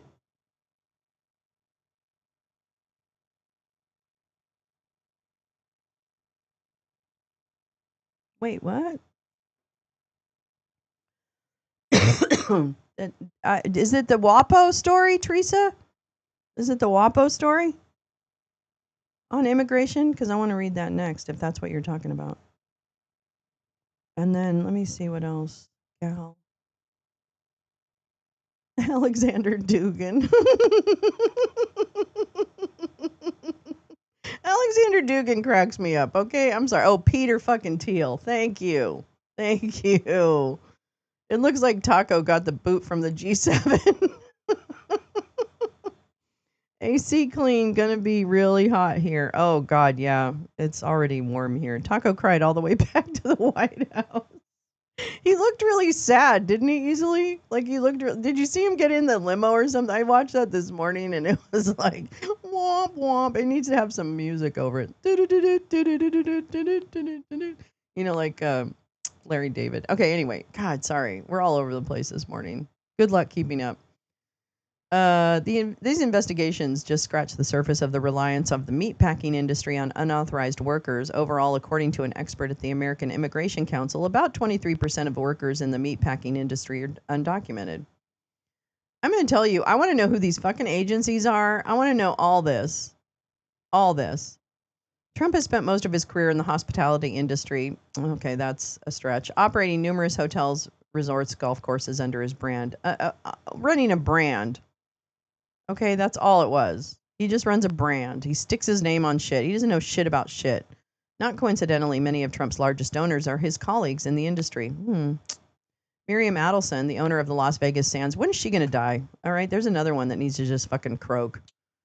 The owner of the Las Vegas Sands Corporation, which operates hotels and casinos, spent $136 million to elect Trump during the 2024 election. Robert Bigelow, owner of Budget Suites of America, donated over $14 million to a pro-Trump super PAC. Well, won't ever stay there again. Make America Great Again, Inc., and an additional $1 million to cover Trump's legal bills. That'd be Budget Suites of America if you want to start boycotting or whatever.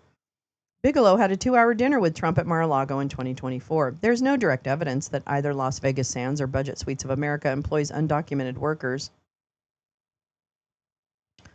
But undocumented immigrants make up about 8% of employees in the leisure and hospitality industry. That seems like a low number. Undocumented immigrants are employed less frequently by casinos than regular hotels since the industry is highly regulated. So they can't get away with it, so they tend not to do it. Wow, that sounds really morally sound, doesn't it? No? Moreover, many of Dump's properties have a long history of employing workers without legal authorization to work in the U.S. In December 2018, 2 housekeepers who had worked for Trump's Bedminster, New Jersey golf resort came forward to say that they had been working for years for the Trump administration with phony papers. They told reporters that their supervisors had known about their immigration status and that they were far from the only undocumented workers employed at Bedminster. Over the next year, dozens of undocumented workers were fired from multiple Trump properties, but not before more reports emerged uncovering the extent of the reliance of Trump's resorts on underpaid, undocumented immigrants. Yeah. In February 2019, the Washington Post reported that since the Bedminster Golf Resort was opened in 2002, it had knowingly employed several undocumented workers to do construction, groundskeeping, and housekeeping. While the Dump family denied knowing about the legal status of some of Bedminster employees, the Post found that supervisors were aware that their employees were providing them with fake work authorization documents and social security numbers. Oh, Lee, are you out? Wait, where did I miss you, baby? Where are you? Time to work. Oh, bye, Lee. We love you. Thanks for working. I want you to retire. Let's go play. I'm taking a break from haymaking on this UK farm where I'm helping out. Might stay here. Oh, God, Carrie, that sounds so hard, but lovely. When asked by reporters at the time whether he knew about the undocumented workers on his properties, Dump said, well, that I don't know because I don't run it. Because I would say this, probably every club in the United States has that because it seems to me, from what I understand, a way that people did business. That's right. That's what I heard. I heard that.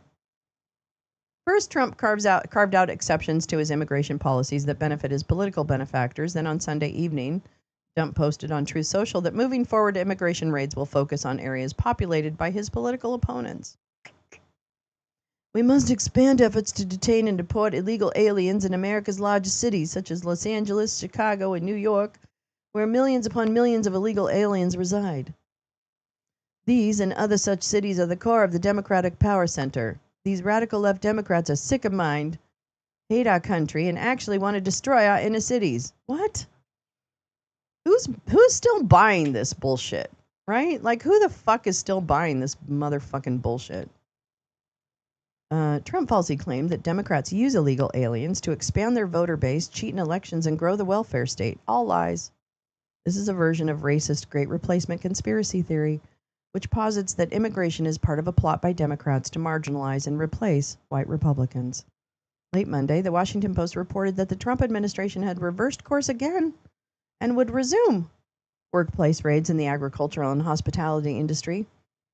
The back and forth represents a power struggle between well-connected corporate interest and immigration hawks at the White House.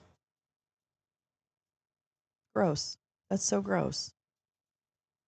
Let me go back to our Let me see if I can. Oh man, I'm verklempt.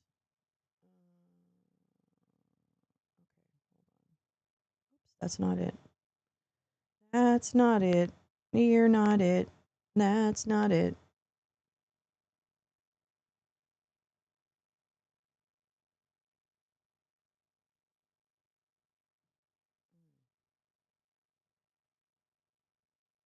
Is it over? No, it's not over. Is it over?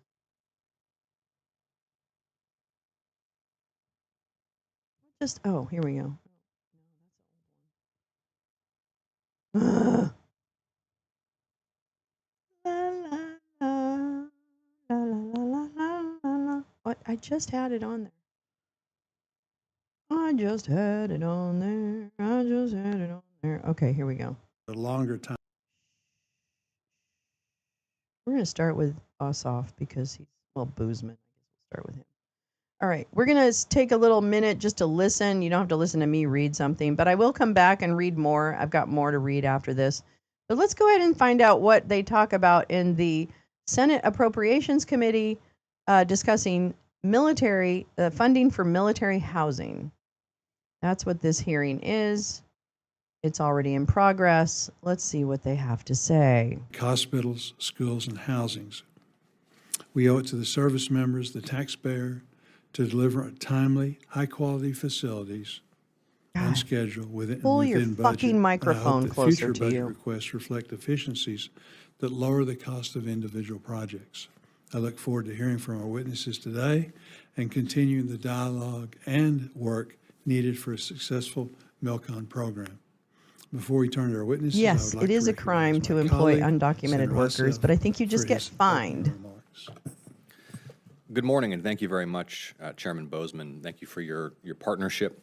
I look forward to Oh, the yeah. important Good bipartisan work we'll do morning, together Senator Ossoff. leading this subcommittee. I also want to thank you for your kind words celebrating Lila's arrival, and I'm pleased to report, Mr. Chairman, that baby and mother are both healthy. So thank you for the well wishes. To our witnesses, thank you for being here. Thank you for your service to the nation. I do want to note that in General Sklinka and General Warkomsky, we have two Georgians on the panel from Marietta and Snellville. So we're proud of you and your work.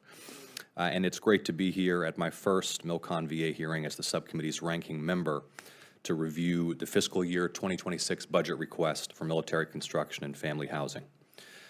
The military construction budget is essential to our national security, to the capabilities and resilience of military installations across the country and around the world, and to quality of life for service members and military families. I think I have that And Georgia, story, of course, is home to Meowing 13 Star. defense installations, vital to our national security and home to some of the nation's most important missions and capabilities, including key Air Force missions at Robins Air Force Base in Warner Robins and Moody Air Force Base in Valdosta, the Maneuver Center of Excellence at Fort Benning that the outside of Carol Columbus, Naval Leonnig Submarine Base story? Kings Bay on Georgia's coast, Fort Stewart, home of Hey, the 3rd ID, Val.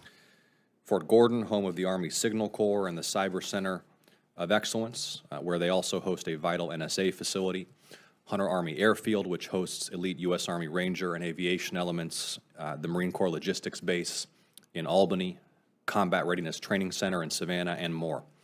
And through this subcommittee, I'll continue my work alongside Chairman Boozman and members on both sides of the aisle to ensure that installations in Georgia, across the continental United States, and around the world are resourced to defend our nation and to deliver the safety, security, health, and Is quality that of because life Baylor's are deserved by our service members and their families.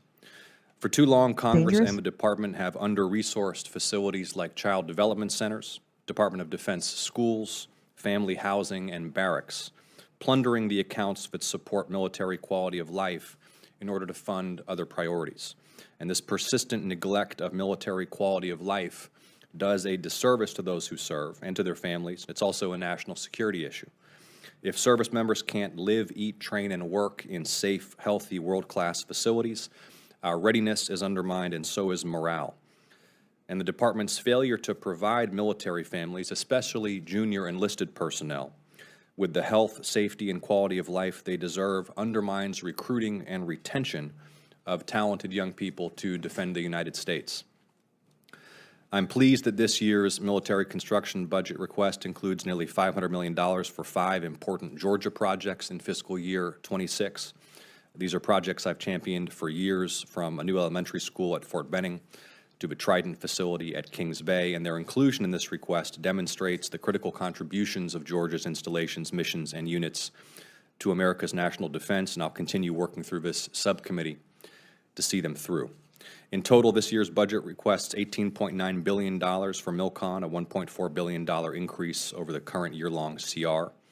We know that MILCON has historically acted as a bill payer for other efforts within the department, and that the services have extensive unmet needs. And as I noted earlier, deferred MILCON has contributed to service members living in dilapidated barracks, training in insufficient facilities, and working in deficient spaces for their missions.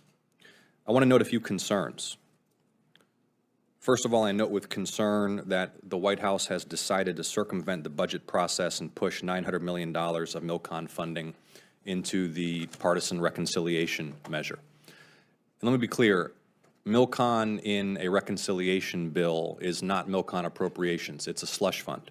The nature of reconciliation is such that neither this subcommittee nor the whole Senate will have control or meaningful oversight of those funds. And it's my belief that if Congress makes the mistake of accommodating this request to fund military construction via reconciliation rather than through the appropriations process, we bow to executive overreach, degrade our own constitutional authority, and drastically diminish our ability to oversee the use of these funds. I am concerned that the administration intends to use those funds, $900 million of military construction, through the reconciliation process, not to upgrade defense facilities at home and abroad, but instead to build a migrant detention complex across Department of Defense facilities nationwide and around the world, and in so doing, divert the department's mission from fighting and winning wars to domestic immigration enforcement.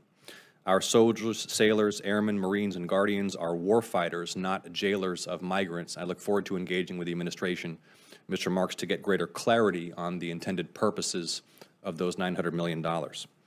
Because if the administration does intend to fund the construction of migrant detention facilities at military bases using military construction funds, it should include those specific plans in its budget request. At minimum, the administration must provide this subcommittee with a detailed accounting of how it intends to use the $900 million requested for military construction in reconciliation. A few additional concerns I'd like to note. First of all, the use and invocation of emergency authorities to justify reprogramming of military construction dollars. There is a place for the use of emergency authorities to support reprogramming. If it becomes a habit, it can circumvent the appropriations process. I'll also note concern that there is a substantial defunding of family housing accounts for the Army and the Navy, including for programs that provide essential maintenance of and oversight of privatized family housing. And I think we all know that privatized family housing at DoD installations is a mess. I've spent years investigating it, heard testimony from folks like Captain Samuel Cho in Georgia, who experienced firsthand the effects on his daughter's health of mold and contamination in privatized family housing at Fort Gordon. His 8-year-old daughter, as he testified before the Permanent Subcommittee on Investigations here in the Senate, developed a rash so severe that, as Captain Cho testified, quote, her skin became hardened and rough and reptilian in nature, and when she would scratch it, it would bleed profusely. This was the 8-year-old daughter of a U.S. Army captain who, because of the poor condition of housing in this Balfour Beatty Homes development at Fort Gordon, was bleeding when she scratched her own skin. So I'm concerned that the reduction in funds for these family housing programs could reduce our ability to hold those contractors to a high standard and to look out for those personnel and their families. I echo the chairman in noting that we have yet to receive the budget justifications required for us to do our jobs with all the information that is necessary. We still do not have the unfunded priorities lists that will allow members of Congress to highlight projects critical to their home states that may have been left out of the request. Mr. Chairman, I'm looking forward to working with you on those issues and throughout this process. I want to thank again the witnesses here for your service to the nation and for being here to brief us and to answer members' questions. I think this subcommittee is known for rising above the fray and working in a constructive, civil, I love and it when they bipartisan say manner. that. It's simply too important It just for us doesn't not to do happen. that. Nice try, And, I Asif. thank you again, Mr. But they're Chairman. about to shit Look on forward it. to the conversation. Thank you. Very good. Assistant Secretary Marks, you're recognized. Thank you. Chairman Boozman, Ranking Member Ossoff, and distinguished members of this subcommittee. As the newly confirmed on day 7 Assistant Secretary of Defense for Energy, Installations, and Environment, I appreciate the opportunity to sounds discuss like the a President's dick. proposed fiscal year 2026 budget for the Department of Defense Energy, Installations, and Environment portfolio. The President and Secretary of Defense have laid out a clear objective for the department: achieve peace through strength. As the Secretary has said, the threats we face are serious. Our investments to counter them must also be, and that's what this budget does. Then why is he I causing all firmly these believe wars? that the strength and lethality of our military is built both on the weapon systems that defend us and on the readiness of our service members and their families to accomplish this mission. And make no mistake, our installations are weapon systems, just like our ships, tanks, and planes. We must ensure that they are postured in terms of quality, condition, and laydown to carry out the entire spectrum of military operations. But at the same time, we know that America is a target. Our installations are under threat, not just from our adversaries, but from aging infrastructure, extreme weather, and increasingly complex operational demands. To address these challenges, we're focusing on an installation resilience approach Oh, you that mean focuses climate squarely change? on military readiness and operational capability. This ensures our resources directly support what matters most, maintaining ready forces and resilient installations that can operate effectively under any conditions. In particular, we are focusing on infrastructure modernization and energy resilience, operational energy security, and investing in our innovation and research programs. At the same time, we recognize the resilience of our installations is enhanced by partnering with our defense communities, and we're making a concerted effort to work with them on mutually beneficial initiatives that enhance resilience and prevent risks to national security. We also recognize that our service members' readiness starts at home. We want to ensure our warfighters are able to deliver 100% of their effort to their missions without having to worry about issues with their housing or the health and safety of their family members back home. The Department remains committed to ensuring that the DoD's housing portfolio meets appropriate life, health, and safety requirements and provides a positive living experience for military personnel and their families, and we're continuing to address risks to human health and the environment through our environmental cleanup programs. To accomplish these goals, the Department must ensure that we make the most efficient use of our resources and manpower. And as such, the Secretary of Defense has issued a clear directive to focus on eliminating waste and duplication to enable the Department to focus on its core mission of defending the nation.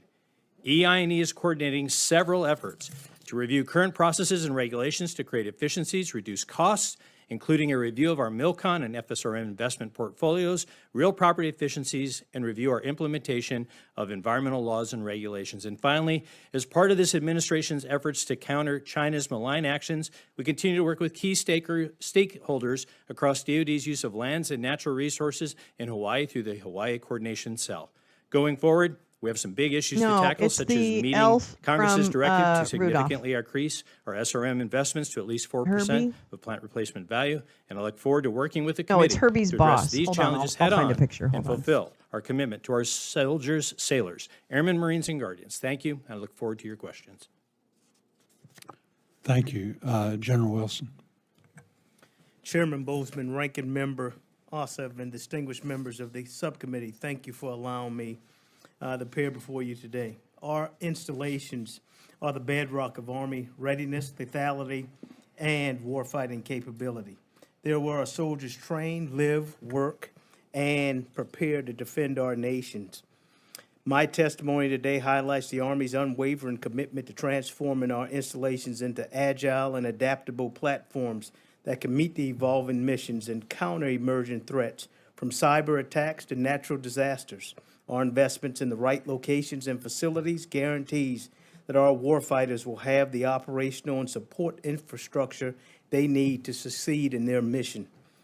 Our facility investment plan prioritizes military construction and infrastructure projects based on the direct input from the commanders in the field and a careful assessment of the strategic needs. In FY24, we awarded significant funding for MILCOM projects, and we are allocating more in FY25, representing an increase in investment and a commitment to improving our infrastructure.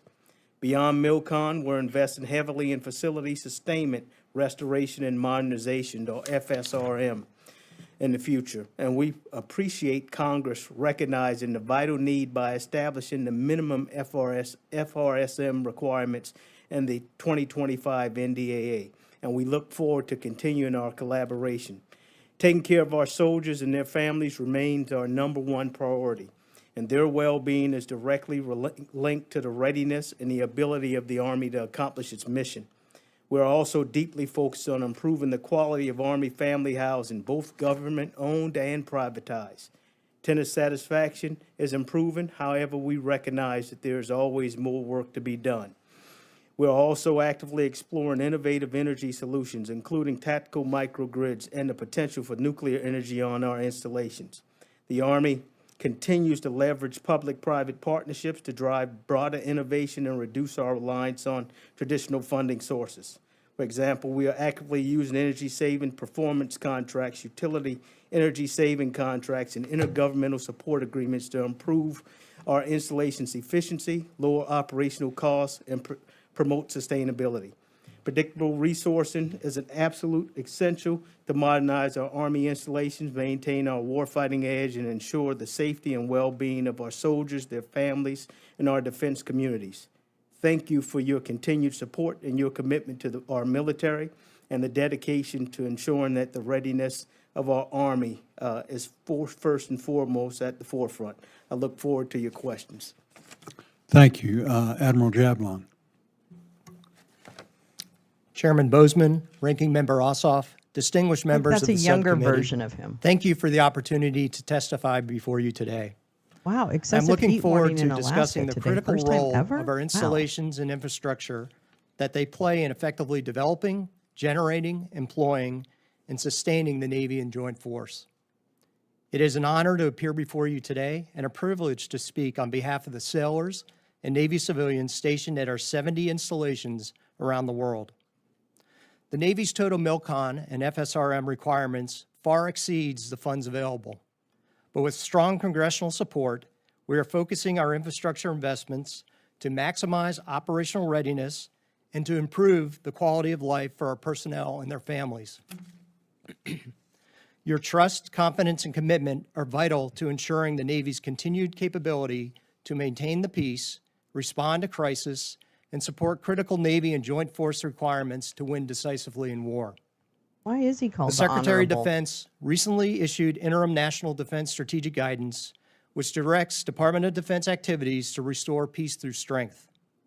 The Navy Logistics Enterprise, which includes our installations and infrastructure, is focused on carrying out the tenets of the strategic guidance through the implementation of the Navy's Maritime Sustainment Strategy. Navy understands that readiness starts from the shore. An effective infrastructure is a cornerstone of our maritime sustainment strategy to not only support the quality of life for our sailors, but also sustain operations of the Navy and Joint Force around the globe. We are focusing our think these efforts to guys are doing prioritize and enough to program take care of resources to their repair, modernize, and replace critical infrastructure directly supporting operational readiness in the Indo-Pacific. For example, the $2.2 billion they're describing a Congress provided machine, in the fiscal year 25 disaster person. supplemental provides critical resources for Typhoon malware recovery efforts in Guam to include repairs to Opera Harbor glass breakwater, HSC 25 hangar MILCON, and hardening of our critical electrical feeders to the the sound Navy bites, base. those little phrases. And are with so congressional support, continued investment incredibly in our hollow. infrastructure will maintain our progress toward a modern, resilient, and ready network of installations that ensure fleet readiness, combat logistics capability across peacetime, competition, and contested environments to support both the Navy and Joint Force. What about right lethality. now when Thank you, we and I look actually forward have to our discussion today. troops headed to the Middle East to support an aggression that Thank you, would General never Skolenka. be allowed. to happen. Chairman Bozeman and Ranking Member Ossoff and About that. distinguished members of the subcommittee, I really appreciate the opportunity to testify today regarding your Marine Corps' military construction and the quality of life initiatives that we have. On behalf of the Commandant, also, I want to make a special thanks to all of you for your continued support to all of our Marines, the active duty, the reserve component, civilian, retired, and of course to our families. Now, the infrastructure and MILCON challenges confronting the Marine Corps today, these are decades in the making, and there are no quick fix solutions. As repeatedly documented by the Government Accountability Office, our deferred maintenance and our MILCON needs, they're significant, and they go beyond our ability to self-fund. The year-long continuing resolution has exacerbated these challenges. But what I'm not going to do today is I'm not going to state that the only solution to these issues is more money and greater resourcing. As we previously testified, and as has been noted by the GAO, additional funding is indeed required, but so is leadership. And to that end, the Commandant, his directive to us has been clear. It's a commitment to our Marines and their families, young people from your respective states. That commitment's unwavering. They are what we value the most, and that's why we will continue to accelerate. Then why were the they delivery of our sleeping on Barracks the 2030 ground in project, Los Angeles? as well as aggressively implement our force design and Marine Corps modernization. Now, regarding our bases and What? stations, the Commandant and I have long expressed the point that these are no longer administrative garrison sanctuaries. I think we should expect that the opening salvo in any conflict with a peer adversary, it's going to be aimed at our infrastructure.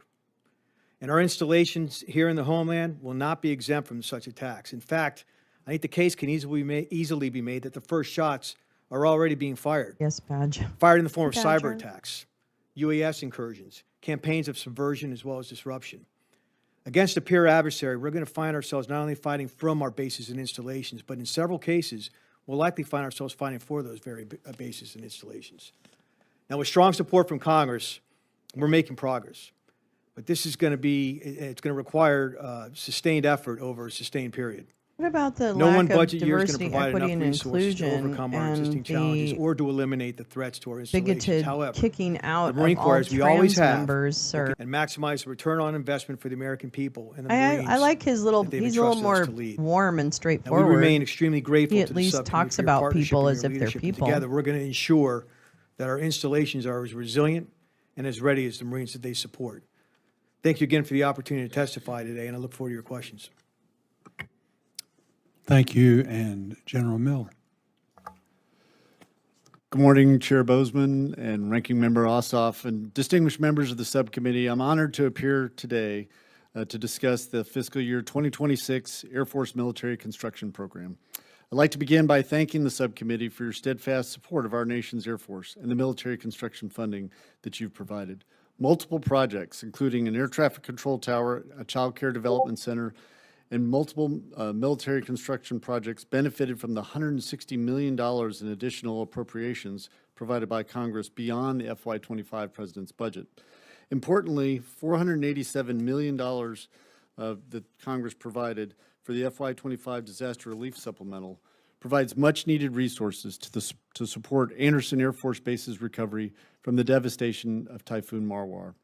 Our nation continues to face a nexus of complex challenges: defending the homeland, deterring a pacing threat of China in the Indo-Pacific, the increasing complexity of But do they multi-domain not threats, realize just and the how competition for incredibly resources, and 100% and the increasing rate of racist and bigoted technological change. it is?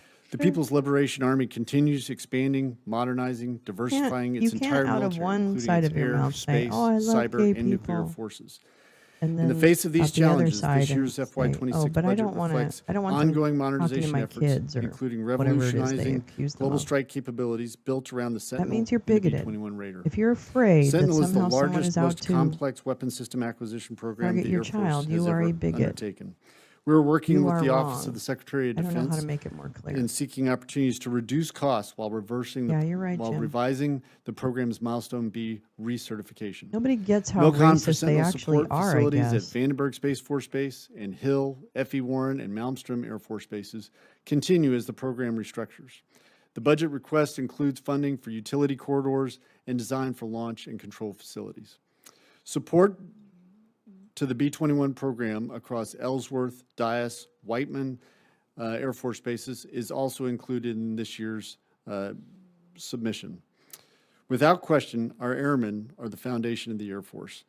This request preserves the well-being and quality of life for service members and their families through investment in much-needed housing and child care development centers. Generous congressional support in fiscal years 22 through 25 funded most of our CDC About those summer projects programs, that Cal. were currently at executable design stage. The Air Force is actively working a design of 15 additional CDC projects totaling $492 million for inclusion in future budget submissions. Additionally, in FY26, the Air Force Military Family Housing Construction Program focuses on planning studies, designs for future construction, and 2 projects improving housing in Japan, one at Yokota and one at Kadena Air Base. In closing, the Air Force's strong partnership with this subcommittee's members, the dedicated staff that are both essential to the modernization of our assets, the safety of our installations, and the welfare of I airmen and our appreciate families. the attention I to look forward detail. I'll continuing say to that. support, and to this It's the hearing most today. Thank you. coherent budget narrative I've heard. Wilkomski. Chairman Bozeman, Ranking Member Ossoff, and distinguished members of the subcommittee, thank you for the opportunity to testify on behalf of the U.S. Space Force for our military construction program. The Space Force remains laser-focused on securing our nation's interest in, from, and to space. And as access to space grows, the strategic landscape is becoming increasingly complex. Many of our systems were fielded in an uncontested environment, and today our adversaries are aggressively fielding capabilities to contest and ultimately control space, fundamentally shifting it into a warfighting domain. They are also posturing to challenge our critical infrastructure both at home and abroad.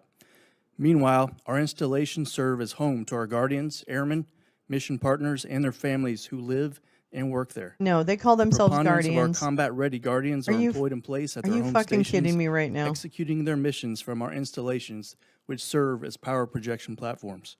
The vital importance of our facilities and infrastructure cannot be overstated.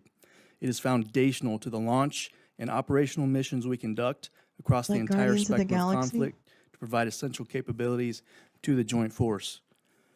Military construction funding for the Space Force provides flexibility balancing infrastructure requirements across our weapon systems, quality of life, and force support portfolios. FSRM priorities include essential upgrades to power, electrical, and water systems, heating and cooling, fire suppression, roofs, and dormitories. MILCON priorities focus on increasing capacity and reducing risk to mission with an emphasis on mission bed down, security improvements, and assured access to space. The Spaceport of the Future initiative, encompassing our East and West Coast launch complexes, remains the foundation of our assured access to space and is instrumental in enhancing our national security space launch capabilities. We continue to diversify launch providers, increase launch sites, and invest in range facilities How is and anyone increase going to payload take us processing seriously in this capacity, world? all while closely monitoring really? the launch supply chain. Really? We want to thank Congress for the $109.8 million in MILCON, $444.5 million in FSRM, and the $84.9 million Why do you in guys planning need and military design the Space Force construction? received You are all in FY25. space. This includes $63 million in planning and design for Spaceport of the Future to keep our launch enterprise globally competitive. Thanks again for your continued advocacy for Space Force MILCON, as well as the quality of life initiatives supporting our guardians, airmen, and their families. I look forward to our dialogue. Thank you very much. Thank That you for your and a testimony. golden dome. We'll get started with our questions. I had the opportunity to go to the I don't even to the know what to Army do. Museum over the weekend. I Oh, saw a little good. blurb on Oh, one great. of the So morning me and the shows wife, about we the got in the exhibit there, and Toyota it's in Corolla the and we Army just tootled Museum. right down to the But Army it really Museum. is about the fighting patriots that really, were so Oh, you care about them? step forward. Do you care at the about time them, of crisis Booze? as our country was beginning. But I'd really recommend that Really? Do all you of you care go about see it. It's them? How do you outstanding. care about Again, today's it's in the Army military? Do you Museum. care about the fact It's that really people not are an being Army completely museum. disenfranchised It's from Army serving in the exhibit military? In the sense that that same spirit And is targeted what, now? embodies Because you just all, because the who they people are, that served not since because they've then, done anything. that have done such a It's not- I tremendous mean, job of completely keeping the us safe, opposite. keeping us free. Yeah. Sacrifices Nice of you in words. uniform Pretty and your words. families. Pretty, It pretty, certainly pretty, is a pretty family words. affair. And we're But going to you be don't talking mean about any of housing, them, all of the Boozman, things so that we go can do fuck to keep, yourself with that gavel. families together, that aspect of things. So let's start out with Mr. Marks. Mr. Marks, given the ongoing legal uncertainty surrounding project labor agreements, How is the department managing the day-to-day impact on projects in the pipeline, especially those approaching award, that are now stalled due to uncertainty over whether a PLA is required or not? Oh, what's Has the any uncertainty? guidance been given to avoid delays or compliance issues in the interim? And finally, how will this impact the projects in this year's request if it's determined that PLAs are required? Senator, first, thank you for that question, and I do appreciate— Lots of questions. Yes, Senator.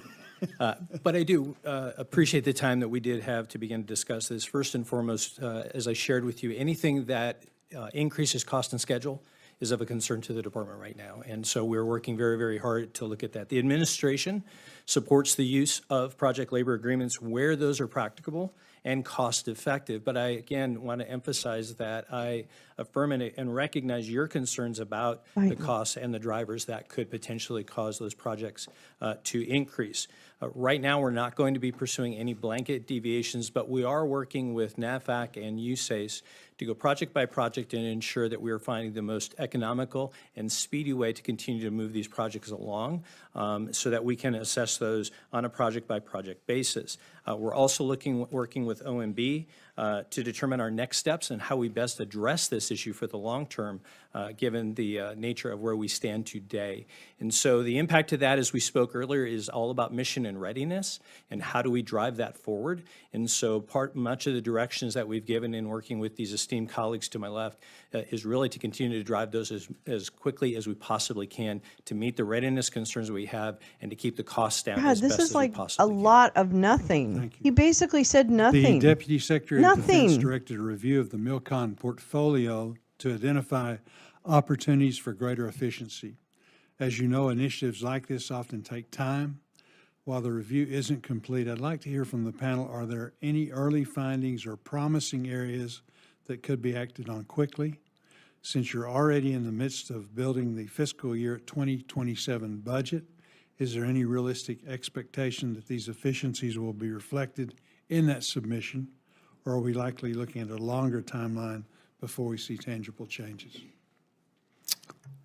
Senator, let me lead with that just in a broad sense, and then I'll defer to my colleagues. But as we are working on those, some of the early things that we are examining continue to be the use of other transactional authorities where it makes sense to move quickly. More importantly, we're taking a page from our partners at Defense Innovation Unit with an accelerated design build, ways to bring contractors together more quickly, get through this changing requirements idea so that we can get it done quickly, move it ahead quickly. The idea of also building projects, bundling multiple projects together where that makes sense. So that we can, again, move things together quickly. And then finally, the idea behind replacing failed or failing facilities, so the repair by replace work that we've done collectively to more efficiently replace those using O&M dollars. Again, all of those are things that we want to share collectively and make sure that we're doing those in a way that moves us ahead transparently to meet the mission requirements. Anyone else? What? Senator, as you said, the MILCON cost is really astronomical and really getting out of hand. So what our objective is to think, act, and operate differently in the Navy for possible alternative construction methods, modular construction, using tension fabric structures instead of regular brick and mortar. That will buy us some efficiencies both in cost and time. Also, Honorable Marks mentioned about block buy of specific types of buildings that we do repetitively, such as CDCs and barracks, could bring the cost down. Very good. Senator Ossoff. Thank you, Mr. Chairman. General Miller, thank you again for being here. Thank you for our conversation yesterday as well. I think you're aware last August I had the pleasure of hosting Air Force Chief of Staff General Alvin in Georgia. We visited several installations, including Moody Air Force Base in Valdosta. And man, are the people of Valdosta proud of and supportive of Moody. Mayor Matheson, Dr. Lucy Green of Moody Support Group, I mean, that is a base community but just loves hosting the Air Force and provides so much support for the airmen and the civilians who work on and around the base. And they are thrilled that Moody has been selected to host the F-35 with the A-10s leaving the force. and critical infrastructure upgrades are already underway to prepare the installation for that transition. You and I discussed this yesterday, and here in this public setting, I'd like your commitment again that you will work closely with me, with the subcommittee, with the community in Valdosta to ensure that the base is prepared and successful to swiftly bring those aircraft to Georgia. Senator Ossoff, Ranking Member Ossoff, thank you Grace, for the that call sounds yesterday, interesting. taking the time. Absolutely, Moody has so much combat capability for the United States Air Force in one place, from the rescue squadron to the base defense group to the fighters there, A-10s now, F-35s in the future. I do commit to you to work. It's a multifaceted question. You asked, how do we pull to the left? And so pulling to the left is, looking at the environmental requirements, the facility requirements that you just mentioned, the aircraft laydown, all the combat capability, and most familiar with Robbins and Valdosta's, support to the Air Force communities, and can't thank Georgia enough for that. Thank you. Looking forward to working with you on that. And I do want to discuss Robbins. Here's a tissue. And again, you and I discussed this yesterday, but I want to raise here in this public setting once again with you the condition of the air logistics complex. I mean, you know how extraordinary the work being done at Robbins is in terms of all of the maintenance and not just on the airframes, but also the avionics and so many of the systems. But that air logistics complex really needs more investment. The condition of the facilities, degradation, neglect, faulty construction. It's a disservice to the airmen and civilians who are there, making sure that the Air Force has aircraft, avionics systems that are in the state they need to be in. So I'm asking you here for your commitment to work with me and the subcommittee and the leadership at Robbins to accelerate investment in key projects at Robbins that may include FSRM funding and to upgrade facilities at the Air Logistics Complex. Yes, sir. And in the public forum, I do want to just applaud Warner Robins Air Logistics Complex has turned around vexing problems we've had with weapon systems, F-15, C-5, C-130 in all aspects, meeting on-time delivery and providing more flight line availability for those weapon systems in wings throughout the Air Force. And you remarked avionics in particular is a particular skill set that the complex there produces for many weapon systems that I didn't just mention. And you do have my commitment that looking at not only the workload that's there now at Warner Robins, that what's in the future also coming to Warner Robins, that the facilities, the infrastructure, the overhead cranes, the power, all the ability in the classified environment also for the avionics, as mentioned, will be addressed and planned for in advance and not late to need. Thank you so much. Looking forward to working with you, General. And Admiral Jablon, thank you as well for your service and your testimony today. Georgia is proud to host Naval Submarine Base Kings Bay. We are proud to host the East Coast home for the Ohio-class submarines. We are working closely with the Navy and with the Department in order to prepare for the transition to the Columbia-class boats.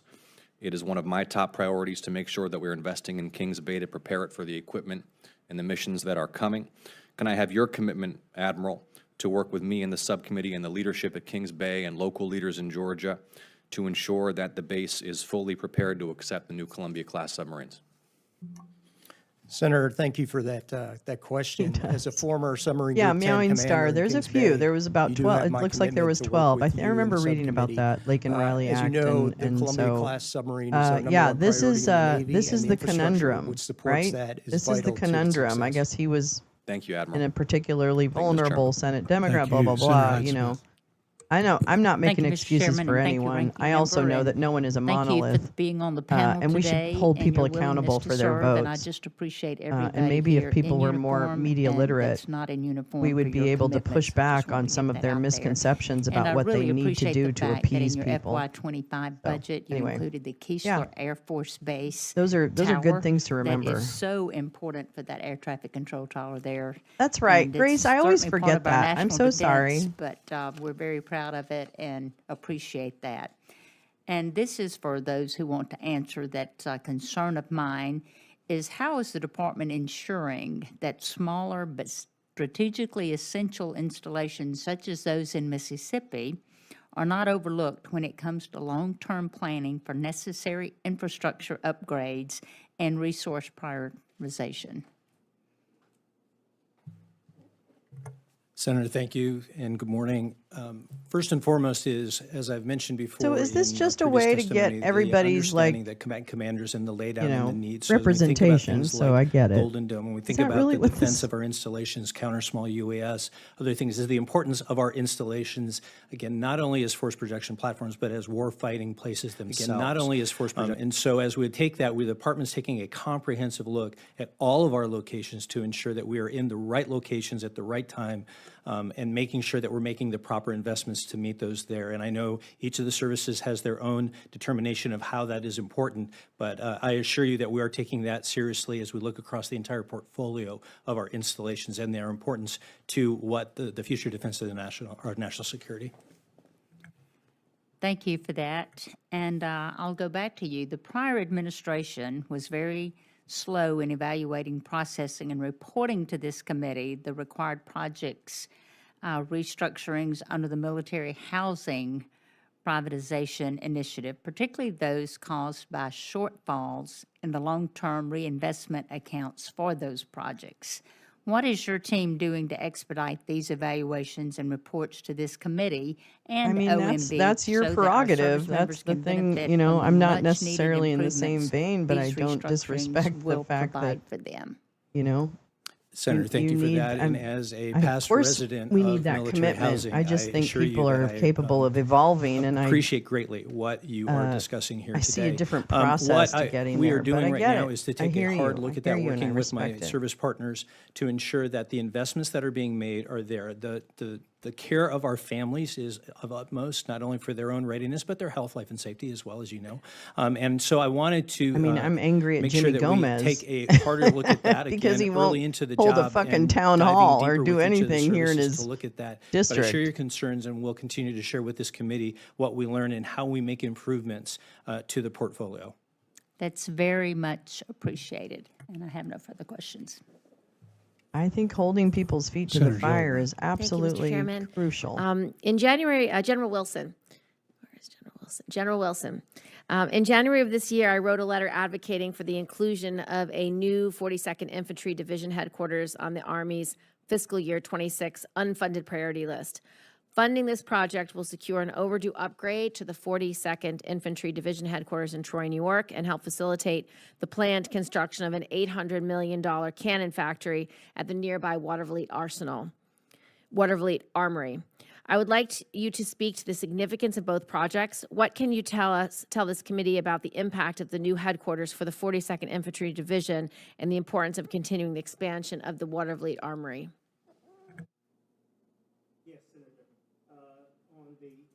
On the Watervliet Army Depot, Army Materiel Command has prioritized that facility in their facility investment plan. The facility investment What about plan that's the ran involvement of private annually capital by the to do Army a military Installation parade? Management Command. And so that's accounted for in that space as all of our projects. And we run this facility investment plan 31 annually Re-Wolf. across with senior commander input. And they determine what prioritization each of their projects in their respective areas will have. And we continue to support those commanders on the ground priorities from the Department of the Army staff level. Thank you.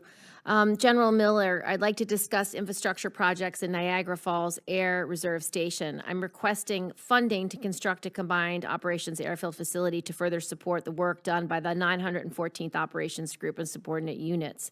It's my understanding that although this project is not in the President's budget request, it is a strong candidate for the unfunded priority list. Can you speak to the benefits of a modernization and properly sized combined operation airfield facility, particularly at the location agree like with Niagara that. Falls, which is I agree certified with that, nuclear ready Jane. and supports the worldwide combat air refueling mission? I think it's all about Thank you, Senator, for the question. The continuous process improvement with combined people ops, having a combined and mission set in removing one the money facility from has, politics, which would really very fucking help. qualitative. If we could all improvement come for the together mission. to When people work reverse together Citizens and they can United, team that together, might especially, start and a responsibility like towards you a just lot of described that people's Niagara Falls ultimate goals has, of and other diversifying responsibilities that could go voices there. and representation. Having a team that works out of a facility that they can be proud of, that'll be able to last for mission upon mission that comes down, not just playing a short Meowing game Star, for the that's mission, but a good. long game, has a huge impact. And we're a retention force, as you know. So when we bring an airman Yeah, into no, I whichever get it. I component get it. within the Air Force, Guard Reserve or active duty, Money we want to keep makes them. the We're world investing go in them. round. It's a tech, The it's world a go high-tech round. service. And so The they're world making go a round. decision on whether they're staying Money based on the makes the facilities they get to world work go in, round. the care that we put into where they work, where they live. We want to welcome you absolutely to important. Munchkin Well, thank you, General Miller. Land. General Wilson, it's my understanding that the new runway lighting infrastructure is needed to improve aircraft safety during takeoff and landing at Wheeler-Sac Army Airfield located at I Fort really Drum. thought that there was an Considering the recent intelligence thing frequency today. of airfield incidents, including the tragic collision at GCA in January, can you speak to the importance of this project as well as other infrastructure projects that may be necessary to improve air traffic safety? Yes, Senator. In fact, the Army supports this and supports the move from FY 27 to 26 for this project timeline Yep. move out. And that was just signed on yesterday. Great, thank you. Last question, General Miller. With the continuing proliferation of small unmanned aerial systems, including the strategic success of Ukraine's Operation Spider's Web and Israel's recent drone operations staged from within Iranian territory, I'm wondering what additional passive infrastructure defenses the Air Force may be considering to protect aircraft on the flight line, including construction of hardened aircraft shelters. Thank you, Senator. We've been thinking about this long before the dramatic events that everyone saw on television. I think it's a multifaceted problem with a multifaceted approach. Facilities absolutely has a play there, but also electromagnetic spectrum. How do you directed energy? The authorities to, especially within the United States, coordination with the FAA, coordination to prosecute, whether it's FBI that is going left of launch of counter Suez. So facilities and infrastructure and hardening does have a play, but it's a multifaceted play. We don't want to spend years and years only going after the facility Is piece, she? only I to can't learn remember. that there's a different threat that Is she the one that sponsored that legislation? And when can we expect a plan or proposal with regard to UAS?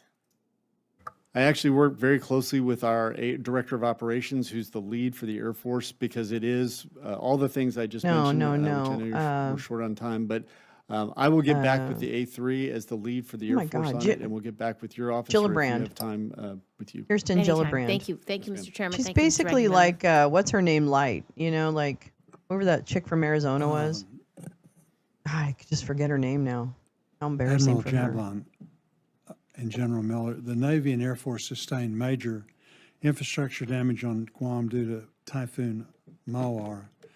While Congress provided initial down payment to the disaster relief supplemental, significant unfunded recovery remains. There appears to be little Cinema. if any She's like disaster a recovery cinema light. funding in this year's budget request.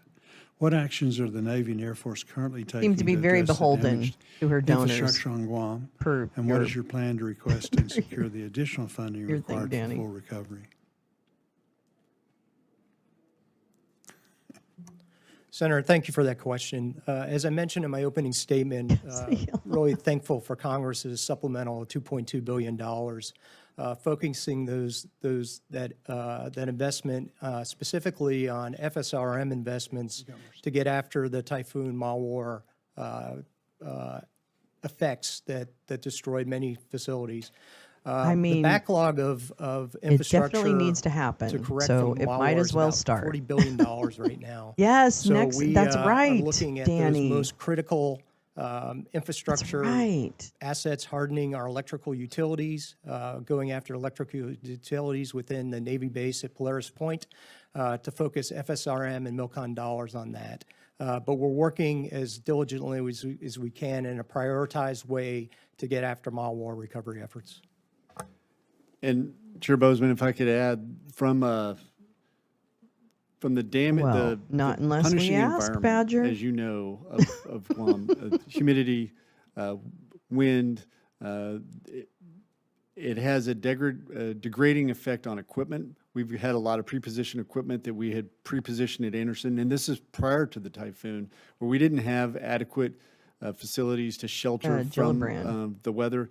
That was only accelerated through when the New typhoon York thing, right? hit. So we had Part of the New York. degrading Spalding concrete and uncovered equipment that just accelerated after the typhoon. We have taken the funds that have already been provided by Congress and doing warehousing to get equipment out of the weather. We have $109 million in two projects, which will award in September, August and September, to address two dorms that we need to renovate, 2 out of 4 that we're looking at. But to get to your question very directly, we would be decades trying to absorb the requirements that we have. Absolutely. Climate change is so impactful to installations and housing. $8 billion is the current estimate for the Air Force, which is more than twice as much as we have in MILCON for any 1 year for current mission MILCON and new mission MILCON. Yeah, I agree. That's a good lens at which to look at all of our representatives. Frankly, we don't. Good morning. I don't pay enough Gentlemen, attention. Thank you for your service. I want to begin my questions to you, General Miller. You're nodding like you're expecting this, so yes, I have an excellent team. Thank you very much. I want to talk about the JITC. This is the Joint Integrated Testing and Training Center at JBER, one of the Air Force's top priorities for MILCON. In the FY26-1 files that the committee received last week, the Air Force increases that request to $152 million in FY26 authorizations.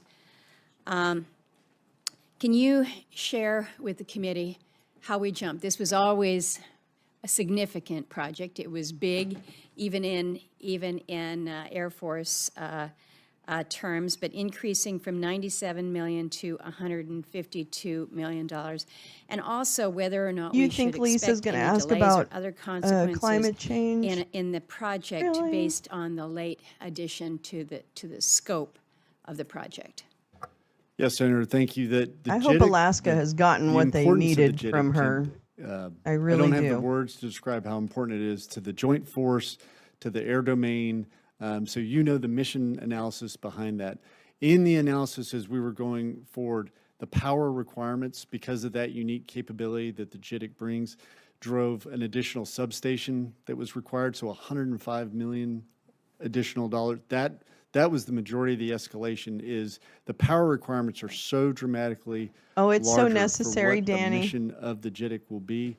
That was so the necessary. escalation. So can you share then, because you know the situation in Cook Inlet with the natural gas supplies dwindling, how is the Air Force working to secure long-term energy needs for not only JBER there, but really for the bases more broadly in Alaska? So, Senator, I'm sure you're aware of the recent announcement for the microreactor at Yes, Eielson. finally, we're pleased to see that. Yes, ma'am. And that's really, I think, that's an indicator for the future for us, not only for a location that's so reliant on a source of reliable, that's repetitive, energy to have it there, but from a resiliency standpoint, from being able to island off of the grid. It was mentioned earlier in testimony that absolutely attacking our SCADA systems at the beginning of an attack from a cyber perspective is an easy take for an adversary. So if we have mission systems that are relying on a commercial electrical grid and thinking about the impact that the energy independence that it would give us to be able to island from an energy perspective on installations with critical missions throughout the United States and deployed. And I think just the wonder, encouraging Meowing piece Star there is it's a 5 megawatt reactor, but to build, if there's additional requirements, to build additional. We're looking forward to that. It happens in Maine too, What's it going to do to your timeline? Are you worried about that it pushes out. People in Maine would the literally timeline for put the things JIDIC on the to be ballot fully so that stood they up. would get hunters Time to is turn not on our out like side very on conservative any piece voting of this, blocks. So they'd put I'll on have to some get back hunting with your team regulation on the specifics of the on a timeline. I'm not ballot just to aware- get people I out was to aware vote of the in dollar elections escalation from a time in order perspective. to I think increase once the they came to chance the of a conservative conclusion that victory. there's I mean, just that's no how way to meet it LePage with the got current in, all power that shit. You know what I requirements, mean? they So took it's that like into the planning. I'll have to take that very for the record and get frustrating. you the details Well, of the time. I would appreciate that. Let me turn now to you, Mr. Marks. Also, sticking with the energy vulnerability, we know the situation in Alaska. Didn't they again, move of up great there? reliance on natural gas. out of He the put out a Cook whole Inlet thing about why they and, relocated. up in the interior there. Yeah, Fetterman's specifically really at Fort troubling to me. Wainwright. But, you know, The I also don't live in concern Pennsylvania, about, but at the same time, it's not Wainwright hard to being see what vulnerable to unexpected outages he's and doing to operational kowtow to issues. fascism. Wondering whether the budget Look what's request in the bill. reflects The big, beautiful appropriate bullshit funding bill? levels to address energy Yeah, it's all reliability crap. challenges like we have at No Wainwright.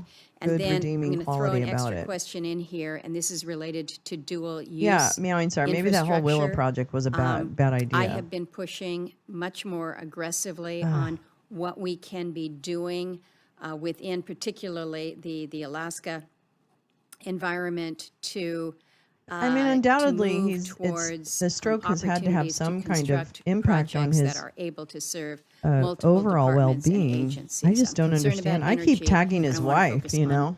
on dual use She put herself infrastructure. out there as part of the Senator, thank you for package. that. So I'm First, like, hey, Giselle, what being the sensitive fuck? to time, I know the first one, installation energy resiliency plans are certainly part of what has been put into the program, and so I'll be happy to come back to you and we can discuss that one further. Great. Yeah, I think they live up there now. Alternatively, on dual use, I agree with you. Partnerships and industry best practices are things that we need to continue to pursue, and so also that's something that we can share together, and I'll be happy to come back and meet with you on that. Thank you, Mr. Chairman. I have many questions that I'll submit. I for the mean, record, but that I is such a appreciate, good question, Grace individuals Lisa. being here today. Thank you. Senator Baldwin.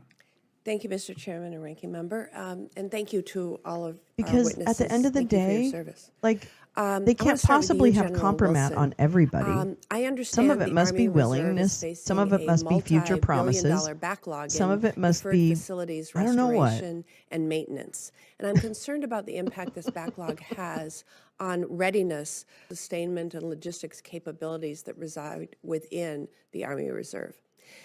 Fort McCoy in Wisconsin is a key installation for Why reserve are you component allowing training National and Guard- large-scale No. mobilization. Why are you allowing For the Army G9 perspective, National Guard and Marines to be how are deployed military into construction a investments at Fort McCoy, city as well as against the those for citizens of individual said reserve city? units in Wisconsin being prioritized to support their long-term strategic value?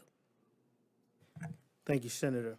All of those requirements are prioritized. It's not by even that. that He's got component, bad the Army politics. I don't know. Reserve To Compo what 3. being And so what investigated? I'm comes not in sure. as part of the To what? facilities So sorry. investment I missed plan that. for the Compo 3. It's their assessment based on the status of their Absolutely. That's why I'm kind of like facilities and curious about Giselle, infrastructure, because and she with was like pretty Fort McCoy, vocal which is about a her serious worldviews. mobilization I don't know. station Whatever. site for You know, the again, Army. people are not monoliths. That's I what can it goes tell to you that they're prove. giving it the right level of attention. People are and very ensuring that's vulnerable in accounted many for ways. in the facilities investment plan moving forward. Okay, thank you, General Wilson. Secretary Marks, I worked with this committee to secure funding for a new community noise mitigation program implemented by the Office of Local Community Defense Cooperation. I was disappointed by the long delay in making the first round of funding available to local governments. And I want to make sure that you're aware that communities such as Dane County in Wisconsin have been waiting for this funding for years. The 115th Fighter Wing Freedom. began receiving F-35 Independence aircraft from the in compromise. 2023. And the neighboring residents are still waiting for federal assistance in addressing noise I'm still impacts. very much So, hoping that Assistant we Secretary all Marks, leave. will you work to ensure this funding competition moves forward without delay?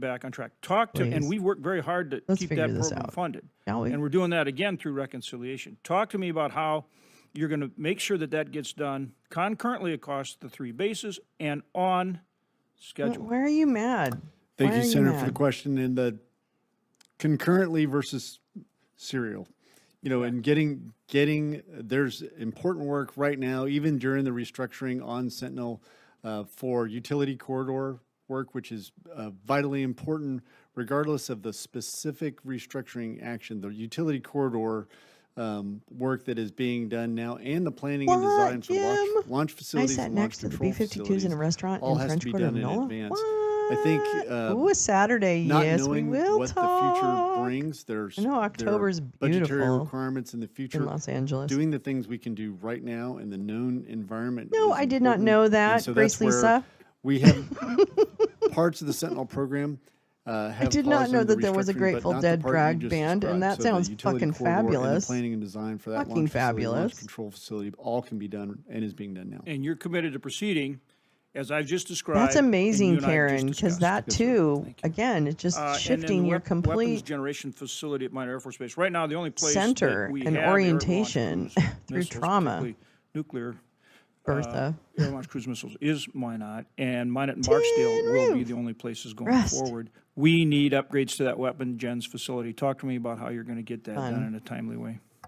There are $44 million in projects that Global That's Strikes right, Danny. identified specifically Hey, I know to you. get, that's FSRM, actually, to keep the weapons storage area not only viable, but able to accept LRSO. There's LRSO, right? LRSO specifically. There's Well, different Melanie Griffith smiled at me requirements over time that are apparently just on a function Saturday, of but I didn't weather, know because nobody keeping, told me. airmen out of the weather from a security standpoint. But then And I there's, couldn't have, I would there's have run up configuration to of a Melanie specific- Griffith and I if know we're anyone in an had told me unclassified that she environment, but smiled at configuration and me security on that have to be addressed, Saturday. which Global Strike has looked at all those requirements, and I know it has competed I never extremely see well or meet in the anyone prioritization famous, for the ever. FSRM dollars. So they definitely have a strong voice. They definitely have a strong voice within our prioritization within the Air Force. And your intention is to did have the those Grateful upgrades Dead in band place say by the after time the dress LRSO were out? is ready to go. Band Because right sucks. now, we're not on track for that, but your intention is to be on track for Pardon me. My Oh, intention for the stop it, configuration Max. piece, I absolutely. have a and I friend need in to go SF who back, had a loop Dolly back Parton on drag the- band called the Pardon roads, Me. the roofs, the non-configuration piece. I need to Oh, take that one for okay. the I record, have Senator, seen the and come back to band. you I and your haven't seen staff their with, to get that part of the performances yet, answer. but Thanks, General. the General all-female Wilson, Led Zeppelin for, our number one project for our Guard is Memorial the 817th Band, Engineering yes. Company in Jamestown. They're actually using the Civic Center. This is a large sapper group engineering company that's been deployed multiple times around the globe, always does an incredible job. They need a new facility. There's $2.5 million in the 25 continuing resolution, but it was not in the 26 budget request. This is a priority. What can you do? Why are you so mad? Senator, we Did they will hurt make you? sure that we circle back with the Guard from their facilities investment plan consolidated list that was approved by them. Of course, that prioritization we're committed to supporting based on the resourcing that becomes available.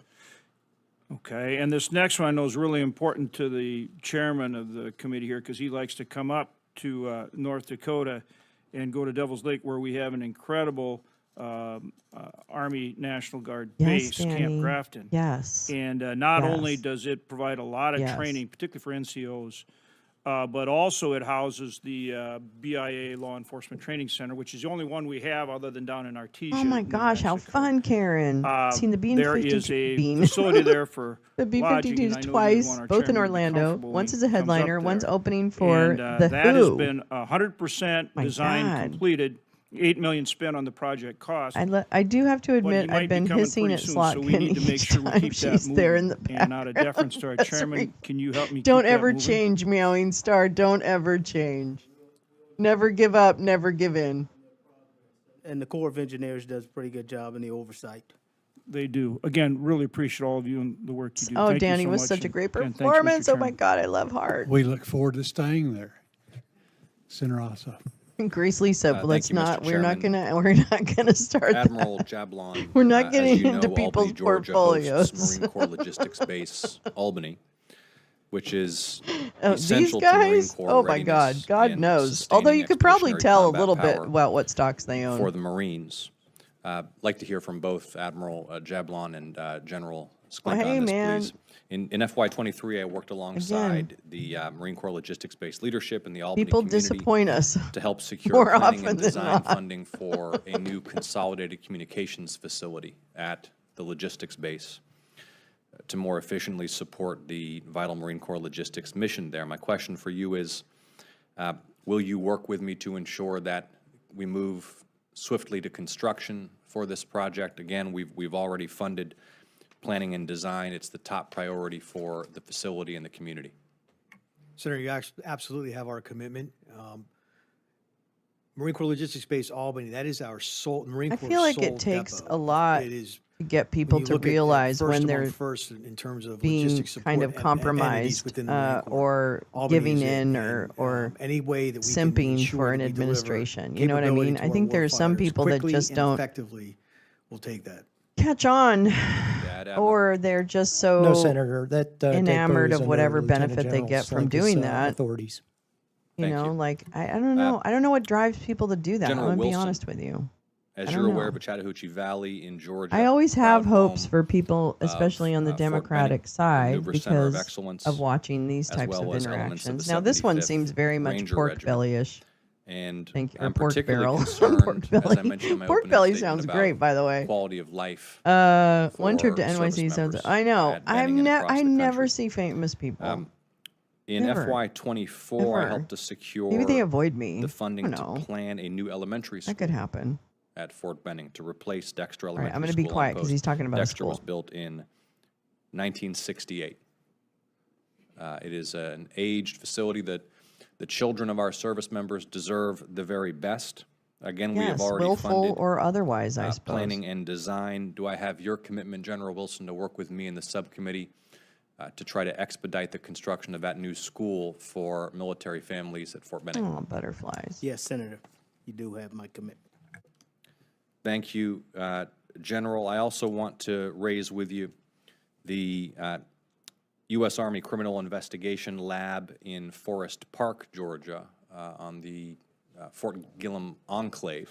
You can almost which is tell by DoD's his only countenance full-service criminal forensic that lab. he is I like, had the pleasure of visiting the facility. It's remarkable. that he's like, I've got to get through this. These are what people they I do, represent. I got to get through both this. You know what I for, mean? Like, I'm not trying to give him any order, so don't traditional get me criminal wrong. forensics, but also But I'm like, for material that's secured and exploited from battlefields around the world. he seems like he's reluctant, but I'm Last not, year, working again, alongside I don't Senator intend Reverend to give Warnock, somebody grace. I'm just we making an observation. successfully helped extend the authorization Our friend down in needed NOLA always takes to care of us and gives complete us the the best construction tables. of a That night new we sat with the forensic lab at the B-52s on Gillem one side Enclave. and Johnny Sack Can I have from your the commitment, General Sopranos on Wilson, the to work other. with me in the Holy subcommittee to ensure moly. that Jim Nalgren, you got the this best stories. project has the resources necessary to see it Well, through? but it was a pop was an aneurysm. Yes, Looking back, Senator. I'm not sure what Thank you. exactly mine, Mr. Marks, I want to when touch on exactly mine came, but I remember a sizzle. the plans for It was an reconciliation and try to get some accident. clarity Oh, Karen, I'm so. from the department.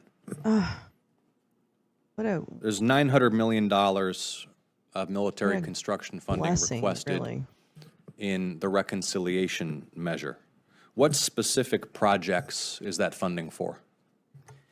Senator, I appreciate that question. And so as we view Sarah this as Jessica one bill, Parker, we're looking at defensive Matthew systems, Broderick, munitions, Van munitions Morrison. procurement, Oh, I did see David readiness, Letterman once. and quality of life programs Theory, are all George included Costanza's in that dad, package. And another trip I saw. Wow. That is God, many you guys, things, You have seen and a lot of people. Important things. My You question have is what seen- specific I projects I did meet David will be Letterman on a funded dock in Newport, by the $900 Rhode million Island once. allocation requested for the reconciliation measure as Just opposed in to passing, the remainder you know, of hello, MILCON hello, funding, which that kind of thing. the administration wants That's to move through the normal appropriations process. What is that $900 million And apparently, for, specifically Melanie at the Griffith project smiled level? at me. Senator, let me come back to you at the project When I level was so in that I the can show you dino those suit. things again. New to that, and I don't have that granularity right now. Okay, will really? I you don't- please I don't- commit to providing the subcommittee with a project-by-project list? You know, of that's a really, which hey, very projects good are point, intended to Meowing be Star. funded by How the exactly would $900 Slot million not know about being reconciliation compromised portion as a former versus the CIA remainder of the analyst? traditional appropriations? Right? Senator, I'll work with you to Ba-dum-bum. try to get the best I can answer to that question. Yes. Encountered both Well, Dershowitz and the guy who appreciate played that, Mr. that Beasley commitment. in the Can you think of Jeffersons any in a coffee reason shop. why? All at once? Where, All as at this once? typically proceeds fiscal year after fiscal Really? year, the subcommittee is All at provided once? with a list of What are the projects that chances? constitute the totality of the MILCON budget request, why there would be this Same nearly $1 time? billion Oh, whoa. floating out here I was that kidding. wouldn't have a project-by-project I was just justification. kidding. Senator, I believe it would be there. Again, what we're You looking met at Henry is the Mancini submission a of the long time 26 ago. Oh budget my as a God, that would have standalone, and been then the cool. FIDIP God, will I come love in his music. 27. I'm sorry. I So hope we'll he have wasn't a greater, dick. granularity looking I don't know into if the he was a future, but dick. let me get back to you on that, Senator, and I'll do my utmost to Wait, answer that for I you. can't Okay, help so just to be myself. clear, Mr. Marks, Just to you're be going a to follow up with child. the subcommittee. You know who we're dealing and with. you're going to get us a list of those projects that are intended to be funded via the $900 million reconciliation portion of the overall Milcon budget? We will attempt to do that, yes, Senator. You'll attempt to do that, okay. I appreciate that, and Now I'm Mr. Chairman, that lazy. concludes my questions. Now I'm just lazy. Thank you, and I want to thank our witnesses for being with us today. Oh, okay. Well, they're done, Boozman says. Oh, my God. Jiminy crickets. I do want to read an article. This was the article that we started to read. Where is it? There it is. Is it? Yeah. Thanks to Teresa and Gal for sending the archive version, because whatever. Hey.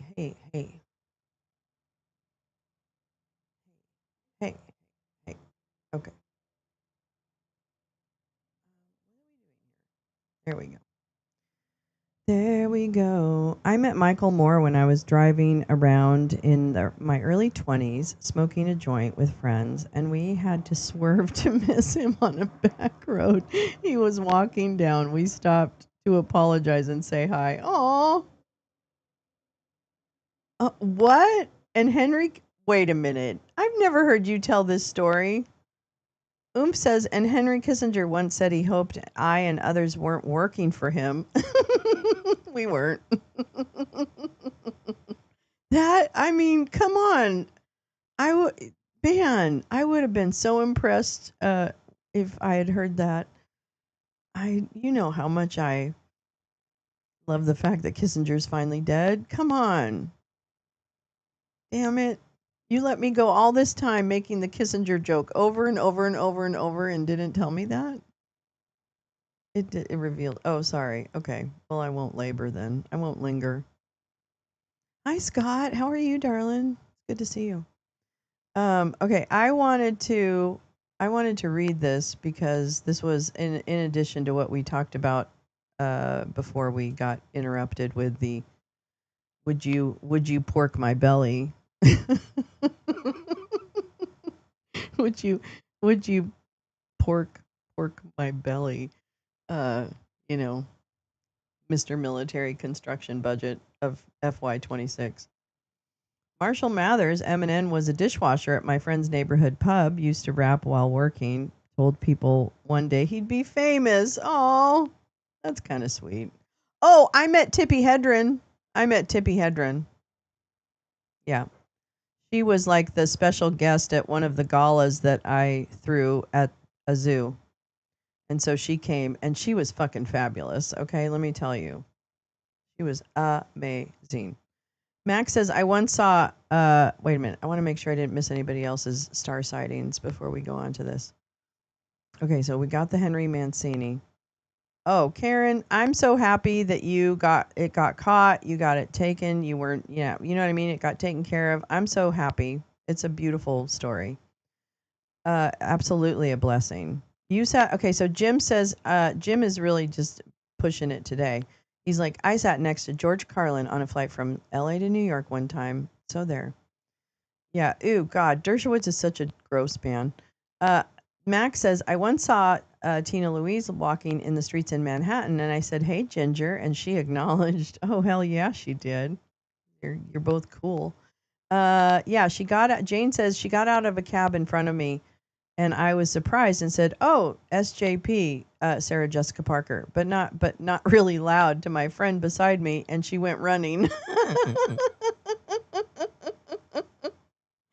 Oh, did we ever find out who the snorter was behind Dumpy at the parade event? Okay, so Grace Lisa, we think even though Jen Griffey, no, I think it was, who was it? Who and I thought that definitely they're snorting something behind him at the parade. Now we think it might have been a radio device. So I don't know. I could be wrong about that. I don't know. I know, right, Tom? We're the famous ones, and we're the only ones that matter. Let's see. And Henry Kissinger. Oh, yeah, that we already read that. Barbara Eden came through my checkout line when I worked at Albertson. She had a vacation home nearby. That's cool. Do do do do do do do do do do do do do do do do do do. I think everyone is happy about that. I think even the Kissinger family is probably happy that he's gone. I mean, if we're going to be honest about it. I used to work for a local promoter in the Bay Area and have a lot of fame. Well, okay, that Grace Lisa, all right, then you're going to win that. You're going to win that battle. I'm absolutely at the bottom. Now it's a race to the bottom.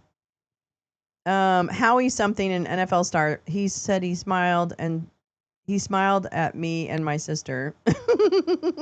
Donna Summer pulled my hair on a flight. Danny, you win. You win. Cher asked me to escort her to pee. All I could think is Cher was peeing while I wait. Oh my God, Danny, you're definitely winning. Jane, besides, sat at a table with Will Ferrell and the hip minus Gordy, but I'm sorry, I can't even see. Lots of stars filmed movies near my work in Toronto. Well, we used to walk by sets at lunch for shits and giggles. I could see that if you're especially in Toronto where they're doing so much filming. That's kind of amazing. All right, let me make sure because I want to make sure I got everybody's star sightings. I sat behind Michelle Pfeiffer at a screening of Paris is Burning. She is tiny. Really? I didn't realize that. She's really tiny. I love that movie, What Lies Beneath. That's one of my favorite all-time movies. I worked for a designer on Rodeo, so it was every day. Oh, Danny, that's true. Yeah, I could see that. Okay, that makes sense. John Boot visited my home and sang to me. Who's John Boot? Maybe. I wasn't really into football and just a teen, but he was really famous. Oh yeah, I remember that, Jane. Yeah, he was Howie whatever Carr. What's the fuck? No, that's that's the right wing radio guy. All I know is right wing extremists. Howie Long. He was an Oakland Raider, I think, for a minute, wasn't he? Way back when. All right. Rollins guy sang theme song to Dream. Oh, well, that's pretty fucking cool. Wow, that's really cool. Most celebrities are mini people in my experience. I think people are far smaller. But I'm really bummed that I didn't see. So, Melanie Griffith, if you're out there, I think we should have lunch. No, I mean, no, that sounds creepy. No, I wish I had a picture taken with you. That's my regret. My one regret. Agree. Part of not recognizing Gear was how tiny he was. Oh, yeah, that would make sense. I'm friend with Bruce Cockburn's wife for the Canadians in here. Oh, there you go. There you go. Mel Gibson accosted. Oh my God. Oh my God, Danny. Oh, that's so terrible. Bob Weir put his feet on my dash and I had to ask him not to do that.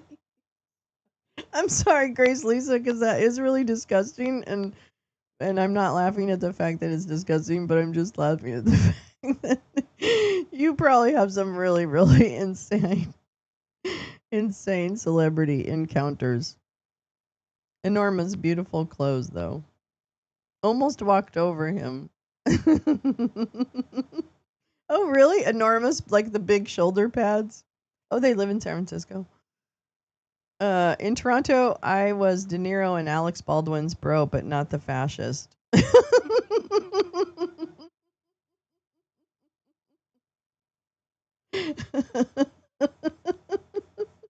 Pat Travers, boom, boom. Out go the lights. I know that. I know that band. Lived in my neighborhood, so I saw him a lot. He had an old BMW with a cool car license plate. Oh, he's a fucking drunk. Yeah, he's a waste of human, is he not? It sounds, I mean, ugh, I'm just so sorry you had to go through those things. Bob Weir, is her in the dead? Is he in the dead? Yeah. I haven't met any American celebrities. Neil, you met Lee. Oh, Jane says, "Oh, I met Gordie Howe from My Dad's Hero. He called me." Oh, wow, that's cool.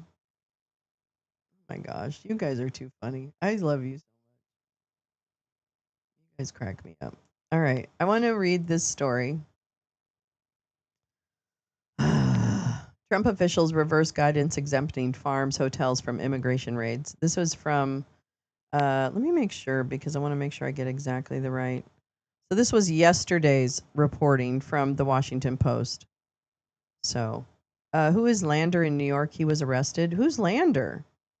Wait, who's Lander? You used to see Iggy Pop walking around the village. Oh my God. Oh, I met Plastique Tiara. I took a selfie with Plastique Tiara in the parking lot of the Target in West Hollywood. Yeah, so there's that. Wait a minute. What am I saying? I've met all kinds of celebrities. I'm practically friends. Practically besties. Let's see. My best friend forever is a singer, so I had a lot of encounters with celebrities in my early 20s. She performed with Snoop Dogg backstage with Jay-Z and Rihanna in Vegas in green room hotboxing. Oh my God, gal. That's hilarious. Too many to list. I said that too. I bet Neil has met some famous Canadians. That's right. I don't mention Lee because I respect her privacy. I love you guys. Used to see Ian McKay in the neighborhood. Never got him to smile back. What? Fugazi. Oh, Black Flag. Oh, that's cool. Cool. I don't think I ever met. No. But God, I really have not met a lot of people. No, Jane, my reading is awful. Can I say this? I did coke with the Go-Go's at Revolver in West Hollywood in 1981. I'm glad you did say it. I don't think anyone's going to be holding that against you. ICE just arrested. Wait, what? They arrested a mayoral candidate? John Beliveau and his family at the restaurant. The drummer from the Foos. Hold on. Holdy on. Mm-hmm.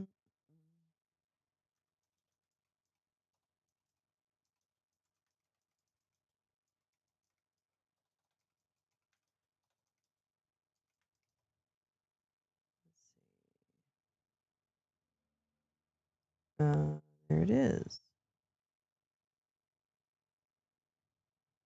Hold on.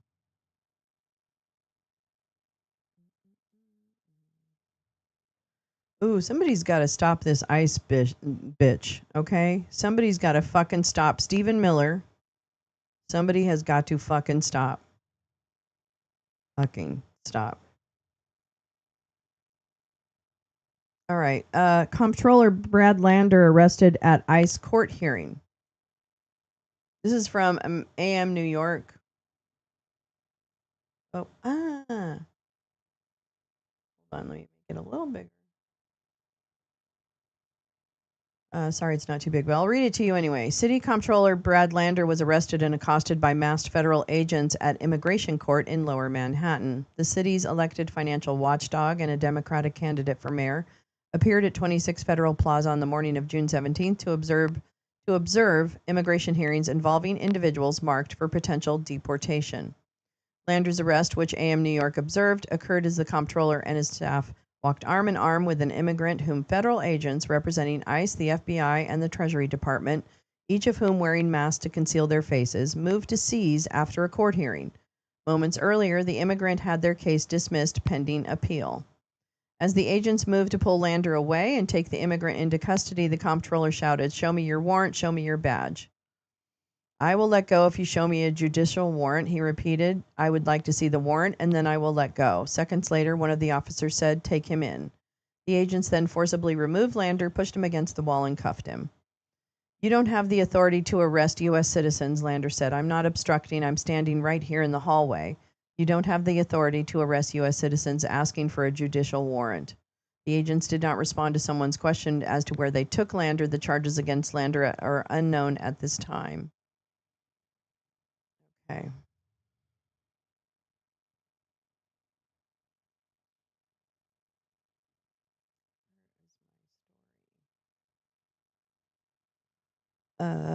Got to, let's see. Oh man, let me go over here so that he's immediately traumatized.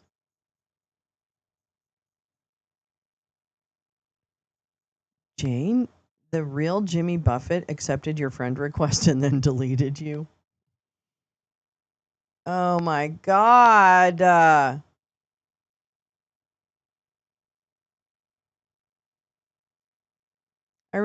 want to just give a trigger warning and sorry to talk about war,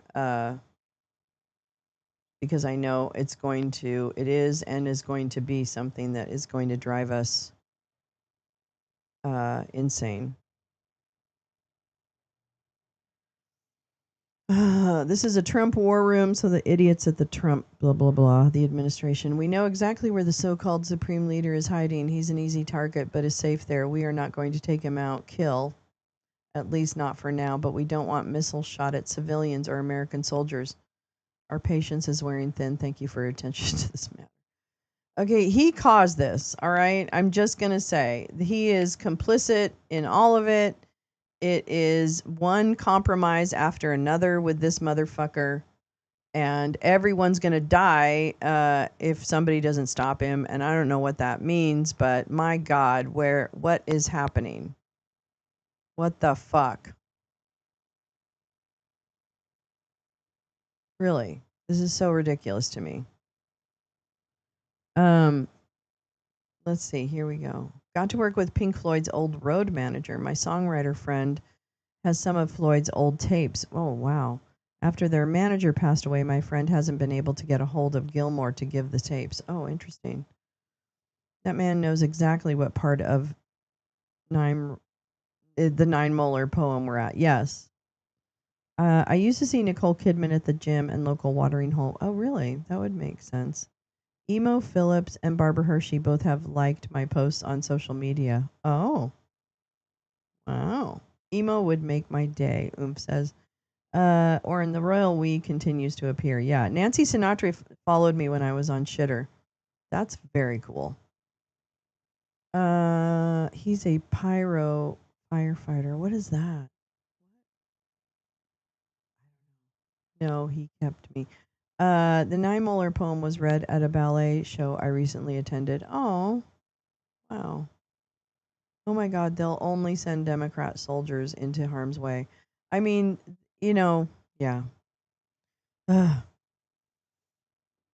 don't know. That's the thing, is just like there's so little recourse, right? It's like, and people are already dying, including people in Israel, right? He's using his own people as a human shield for his greed and corruption. And I don't know, that would piss me the fuck off. Like, what are you doing? What are you even doing? I can say Billy Strings is the only Grammy winner I've done acid with. Well, there you go, Meowing Star. That's pretty amazing.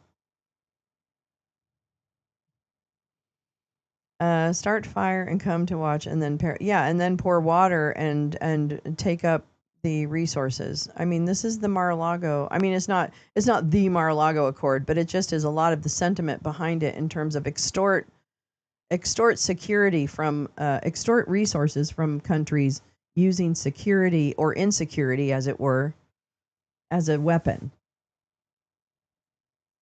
It's just ridiculous. I know. I'm sorry, Badger. I'm not helping you be less angry. I apologize. You don't deserve that. Oomph says, why do commanders, VA doctors know anybody's party affiliation? Which is such a very fucking good question. And there was some interesting nuance in what we read yesterday, which if you missed that, the link to what I read yesterday is in yesterday's description of the video. So you can go back and look at, no, not at all, Badge. You can go back and look at that article, but it describes how, like you might say to yourself, how would a doctor even know your political affiliation? Well, it was interesting to read that article and get some insight into what they actually were probing for and how they discovered all that information. It's just very fascinating and not good. And I don't know why the Overton window moved so fast and so furiously that we now find ourselves at this point where the courts cannot move fast enough to stop this. The courts cannot move fast enough to stop this. And with yesterday's recommitment by ICE to do more raids, increase their quota, which is really what we're talking about here. It's about money. And that's why I'm still angry and will continue to be. In fact, I'm thinking about when do I go downtown next. I want to go to the city hall, or city council meeting, so I've got to make sure that that's happening. But nonetheless, you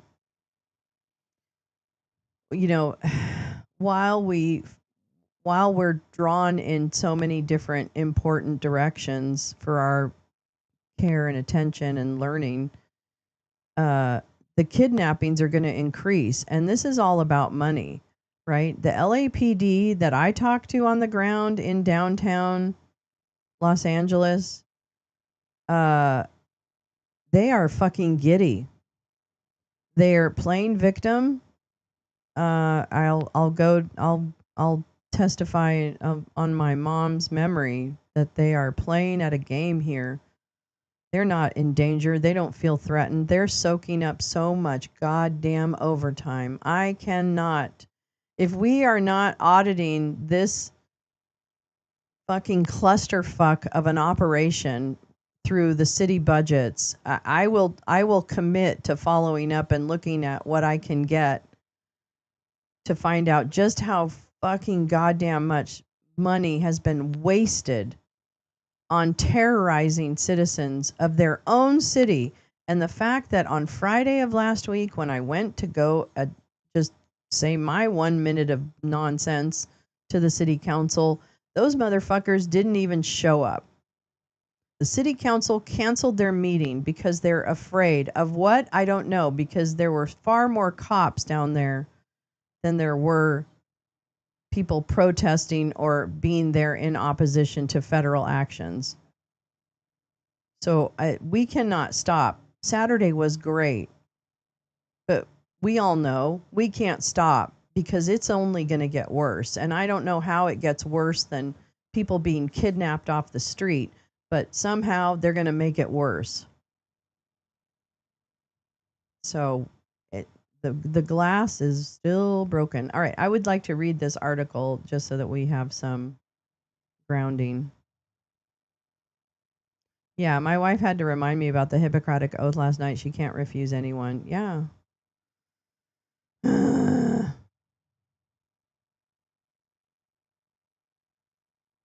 Do I know about the travel tracker that Walnut Creek subscribes to, uses cell phone data? I would imagine, I don't know specifically about that, but we've talked ad nauseum about Cambridge Analytica, about data gathering, about Glow, about Palantir, about other institutes of mass destruction that are trying to focus on big data and all that shit.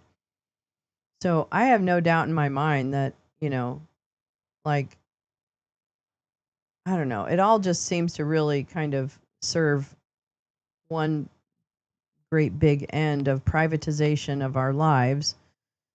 Bullshit network bullshit, AI farms. I mean, it just, and I am not a technophobe. I understand, and I think it's, AI is here, so let's fucking deal with it. But at the same time, we are like a rattling, thunderous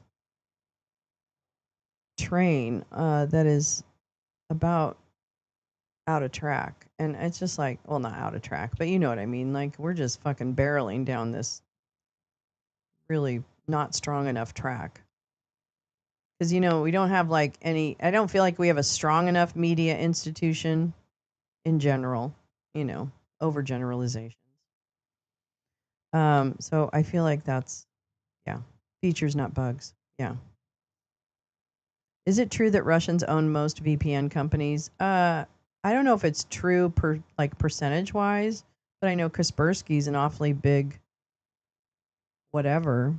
I don't know about the other ones. I remember doing a little bit of research into some of them, like NordVPN and all that shit, and they all ended up being owned by like broligarchs. So that I was like, nah, not, yeah.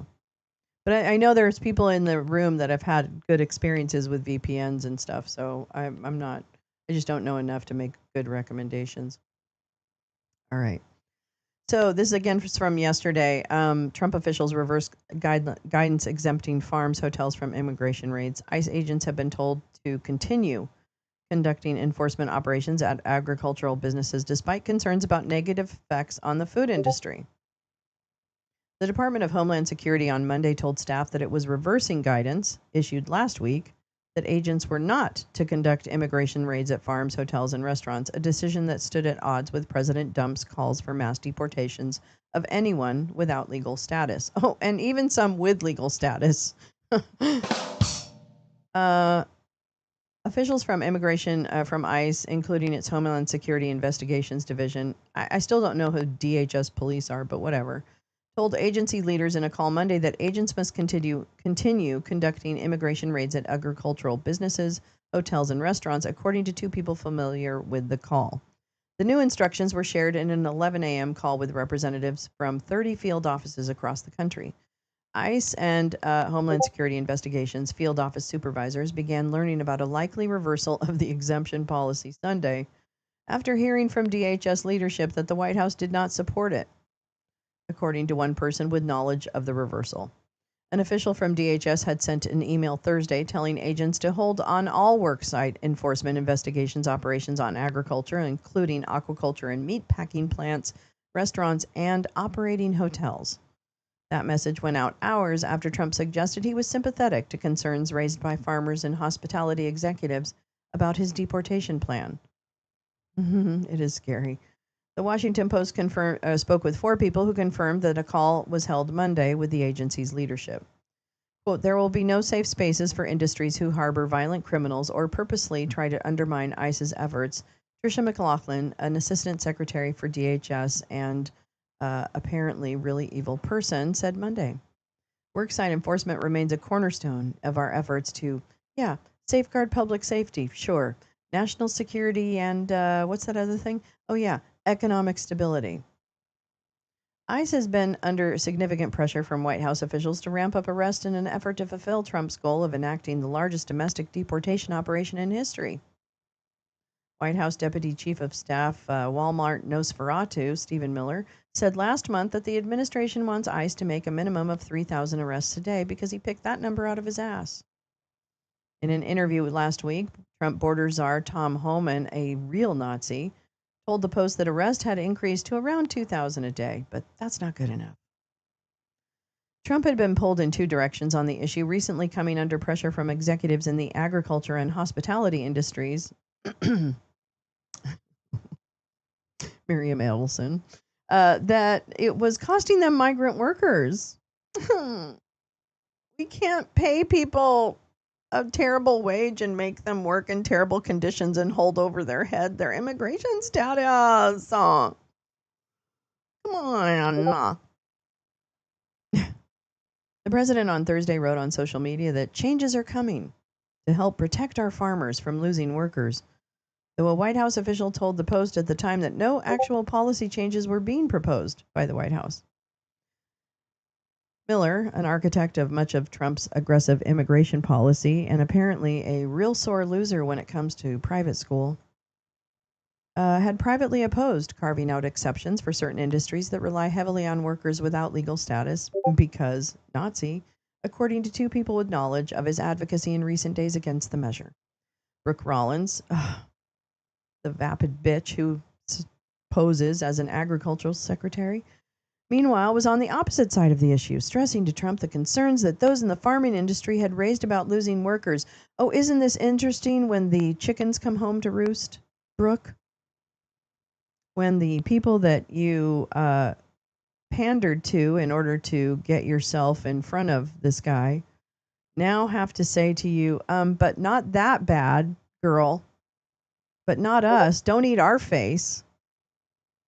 Don't eat our face, girl.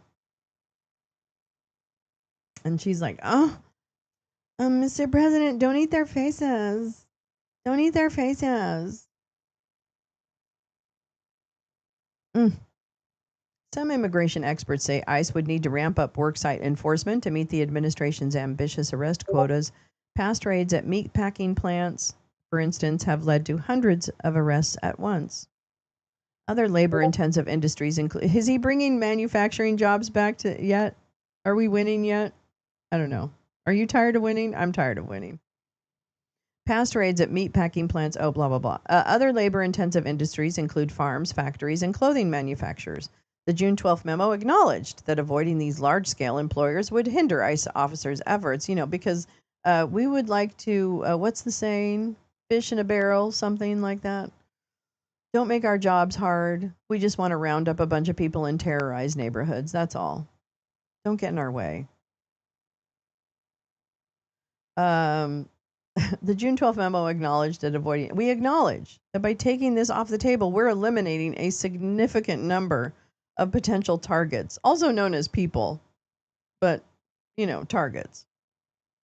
In the week since Miller's announcement, not just about losing his wife to Elon, but also about ramping up arrests, business and industry groups have been heavily lobbying the White House, as well as Senate and congressional offices, pleading for an end to the crackdown. Okay. Oh, boy. Rebecca Shee, chief executive of the American Business Immigration Coalition, said the pause officials put in place last week had signaled to many employers that the president was open to a solution, or also known as taco.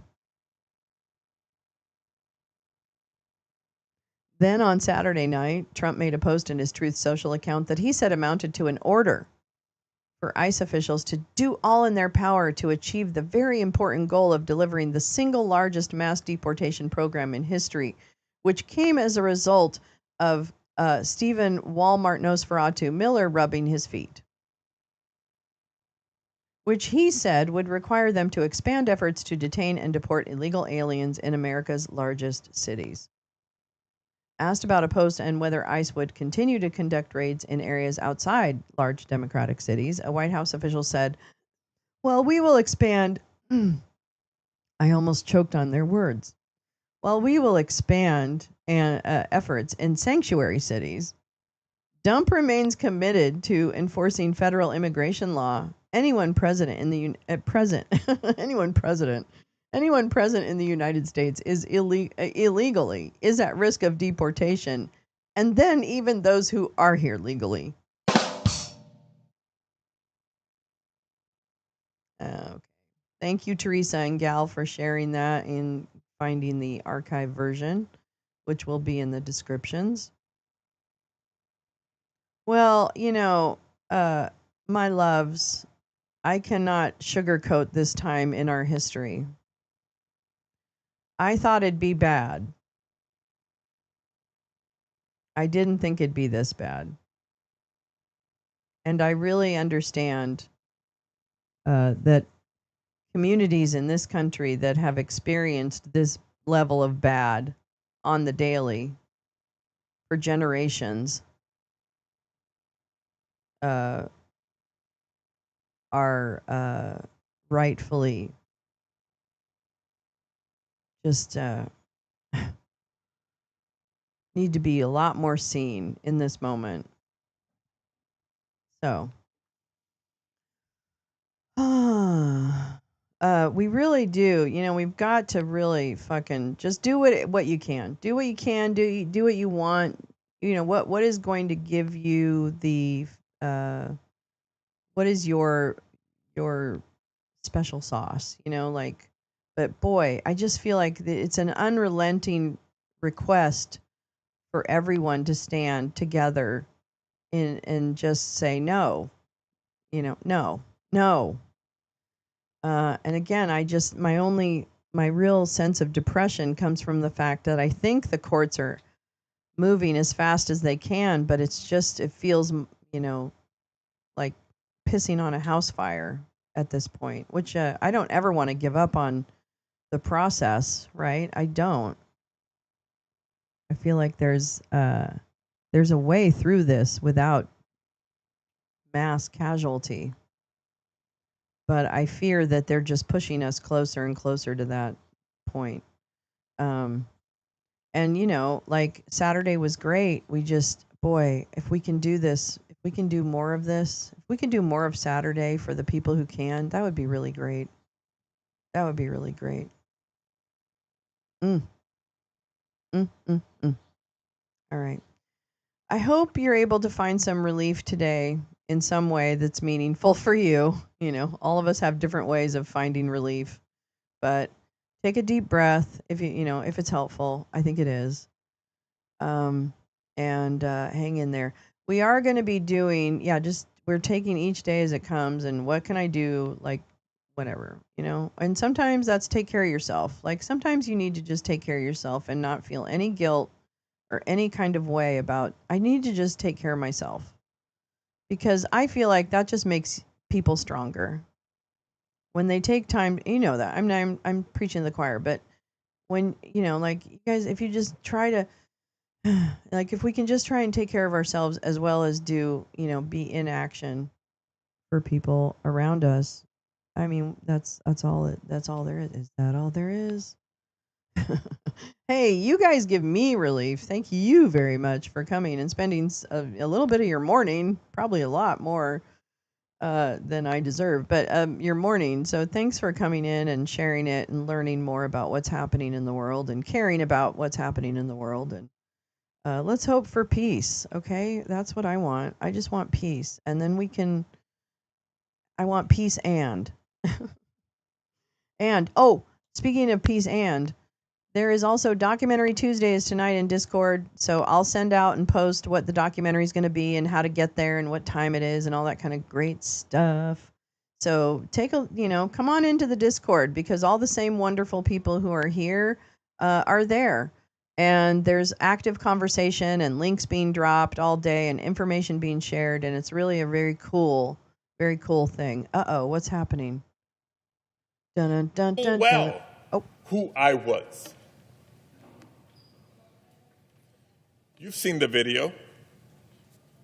I was pushed and pulled, struggled to maintain my balance.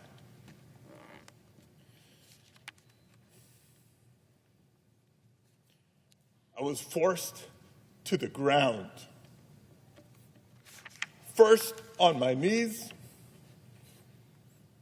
and then flat on my chest.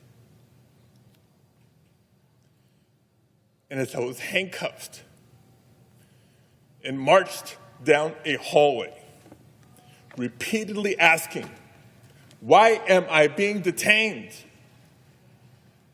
Not once did they tell me why. I pray you never have a moment like this.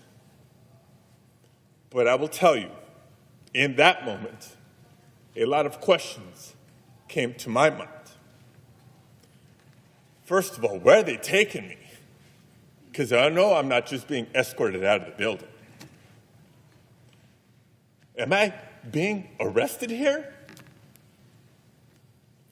And what will a city already on edge from being militarized think when they see their United States senator being handcuffed just for trying to ask a question? And what will my wife think? What will our boys think? And I also remember asking myself, if this aggressive escalation is the result of someone speaking up against the abuses and overreach of the Trump administration, was it really worth it? But colleagues, how many Americans in our nation's history have marched, have protested, have shed blood, even lost their lives to protect our rights? How many Americans have served in wars overseas to protect our freedoms here at home? And how many Americans in the year 2025 see a vindictive president on a tour of retribution, unrestrained by the majority of this separate and co-equal branch of government, and wonder if it's worth it to stand up or to speak out. If a United States senator becomes too afraid to speak up, how can we expect any other American to do the same? And colleagues, you know me. I can't think of a person who would describe me as a flamethrower. I try to be respectful. I try to be considerate to every member of this body, regardless of our political differences.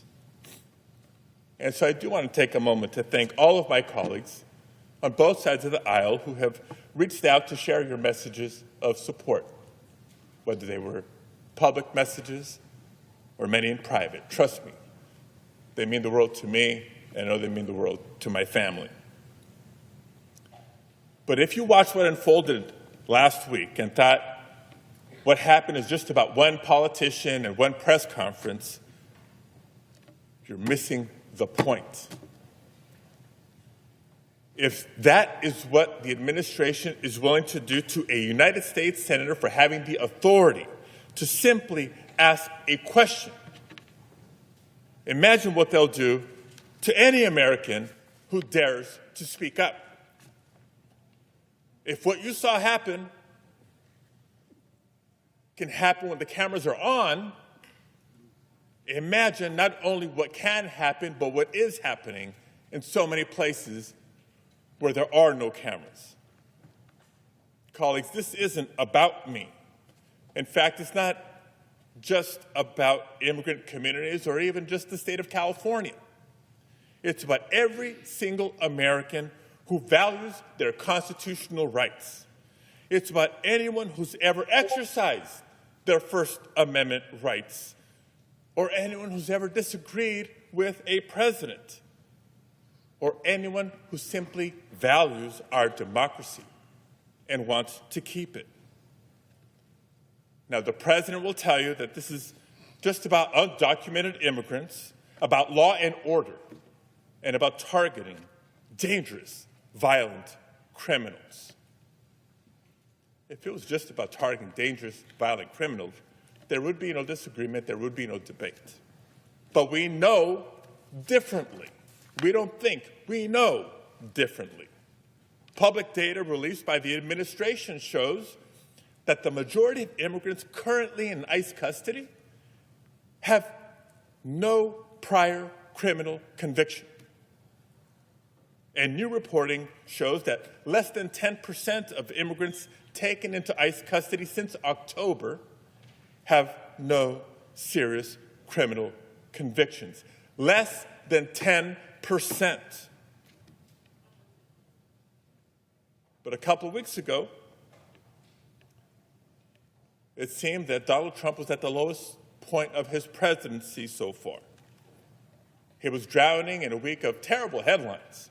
You mean a week ago she The American people were did. finally waking up to the realities of the budget reconciliation bill that will cut health care, nutrition assistance, and That was 6 days ago. clean energy jobs Right? That's while all I reducing see. the tax burden on billionaires. He was losing his tariff wars as the costs for everyday goods were continuing to rise. His promises to end Russia's invasion of Ukraine were falling flat, and he'd been handed loss after loss in federal court. He even had a very public breakup with Elon Musk. And I mention this only because we know what happens when the headlines turn on Donald Trump. When Donald Trump is having a bad week, he turns to the same tired playbook he always has. When in doubt, scapegoat immigrants and manufacture a crisis to distract the media from what's going on. Correct, Carla. That's the reason ICE raids ramped up in California. And when Californians took to the streets to peacefully protest, he bypassed the governor and federalized the National Guard. And even with their presence over a couple of days as things began to settle, he escalated even further by sending in the Marines. He wants They the didn't spectacle, settle anybody down, by the not way. just to distract, but to justify his undemocratic crackdowns and his authoritarian power grabs. That's the reason why, even though the vast majority of protests have remained peaceful, what a weekend. I need better reporting on this. I need better messaging. It's so bad. The vice president and their allies have continued to call all the protesters out there insurrectionists. Yes, this is the same man who provoked an actual insurrection at our Capitol on January 6th. The same man who incited a violent mob carrying Confederate flags against Congress. The same man who then pardoned the convicted felons who assaulted our brave Capitol police officers. Donald Trump is continuing to test the boundaries of his power, and he's surrounded himself with yes men and underqualified attack dogs, from the DHS secretary to the FBI director to the Secretary of Defense, who will rubber stamp every anti-democratic step he takes. This administration's officials, and maybe not all, but many Republicans in Congress, may choose not to do their job, but they cannot stop me from doing mine. And I refuse to let immigrants be political pawns on his path towards fascism. Again, if you really think this is just about immigrants and immigration, it's time to wake up. What's happening is not just a threat to California, it's a threat to everyone in every state. If Donald Trump can bypass the governor and activate the National Guard to put down protests on immigrant rights, he can do it to suppress your rights too. If he can deploy the Marines to Los Angeles without justification, he can deploy them to your state too. And if he can ignore due process, strip away First Amendment rights, and disappear people to foreign prisons without their day in court, he can do it to you too. Because California is just a test case for the rest of the country. Last week, for many, was a warning shot, but I pray that it also serves as a wake-up call. We've now seen, since Thursday, we've now seen Trump threaten to do the same in other cities run by elected Democrats. He's saying the quiet part out loud.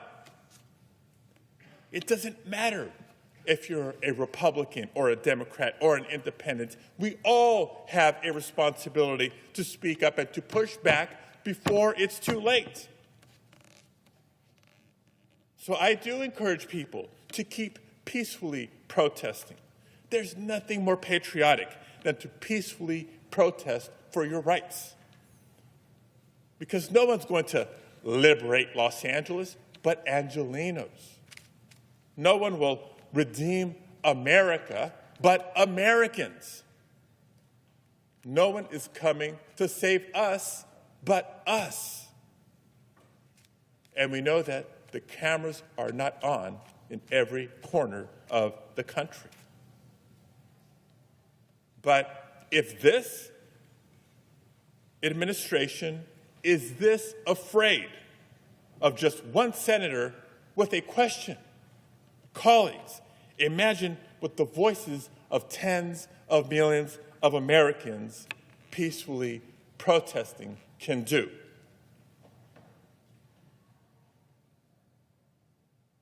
I thank you all for being here to hear me, and I thank you, Mr. President.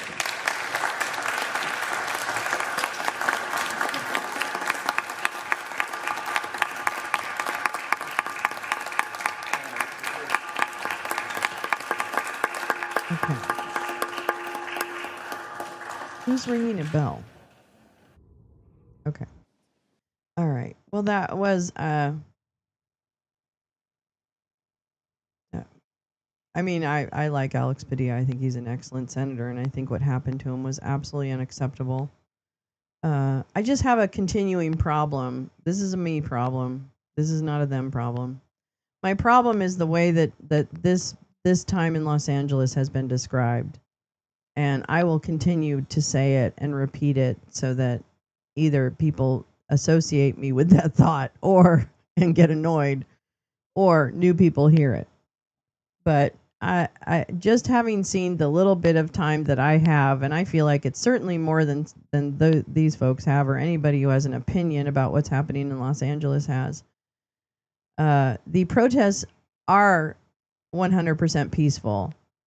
There are many things at play, and the most important thing is that the LAPD, the DHS police, the LA County Sheriff, but more so those first two, in my experience, are the aggressors in every single case where people have gathered in protest. The law enforcement presence has has aggravated the situation, has made it worse, has caused the violence. Period. Any burning vehicle, any burning dumpster fire, any whatever, any graffiti, which is not violence, by the way.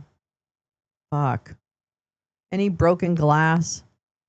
That is a function of that law enforcement, certainly in this city, is used to dealing with.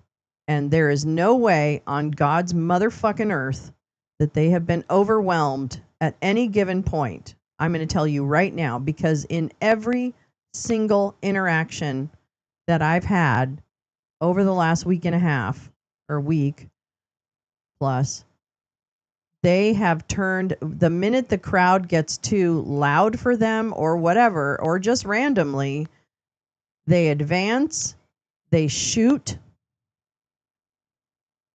rubber bullets, tear gas, pepper balls, flashbangs, shoving, fully armed, assault rifles,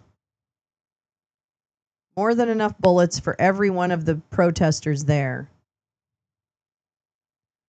And there is absolutely always going to be, in every city, not just Los Angeles, there will always be things like, hey man, let's go fuck with the police because there's a bunch of people downtown and we hate the police or whatever we hate, or we just want to fuck with people and we're going to go down and whatever.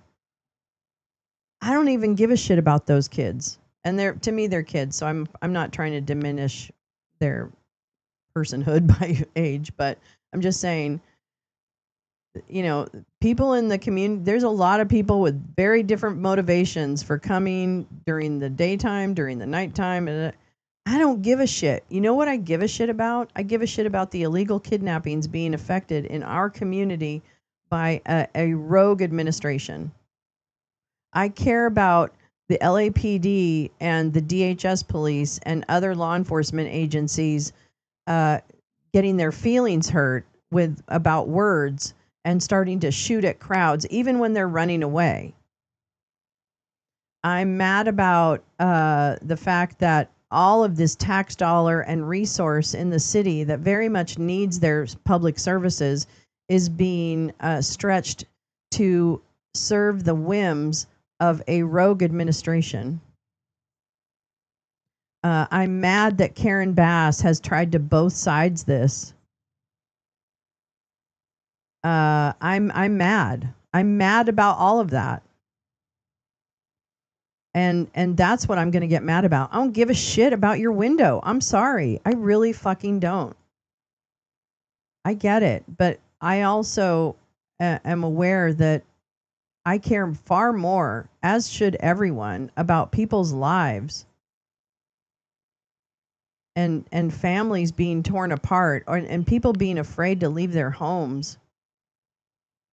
The presence of additional troops in this community, and that begins with the ICE raids that started happening weeks ago, that's what's causing the violence, period. Not one single resident, not one cocktail throwing, whatever, has caused violence. It has 100% been law enforcement and their federal partners, period. Period.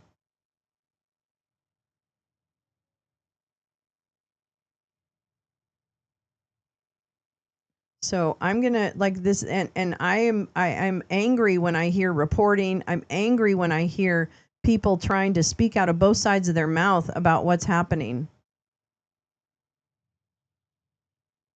The reason one of the things I love the most is media literacy, and not just having straightforward facts describing what's happening is just like driving me insane.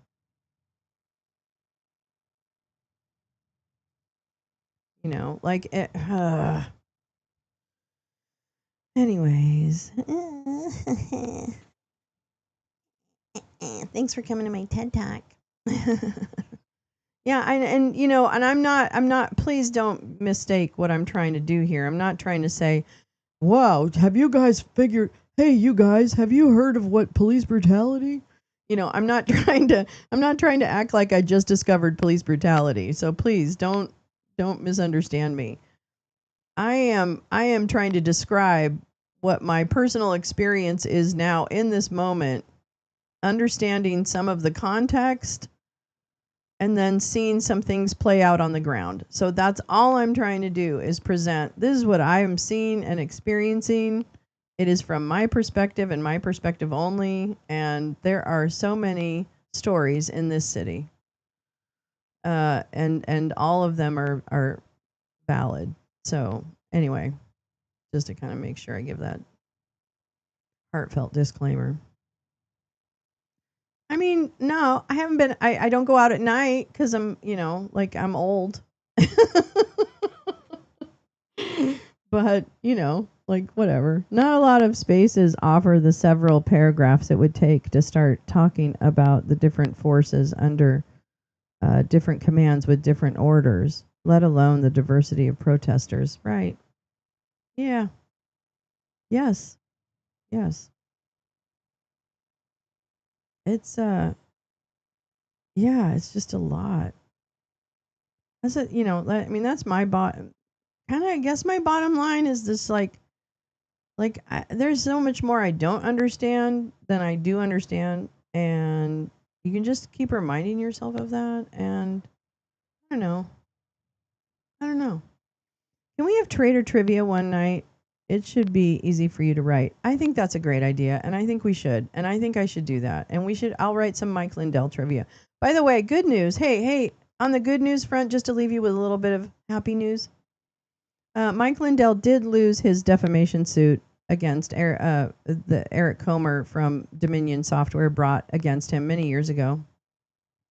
Now, granted, Mike has snorted all his money and carpet farmed the rest, but he did have about $3 million that he's going to have to give to Eric Comer from Dominion Software for defaming him all these years and putting quite the target on his back. So Mike Lindell's getting away with this time for sure, but at least he was held somewhat accountable.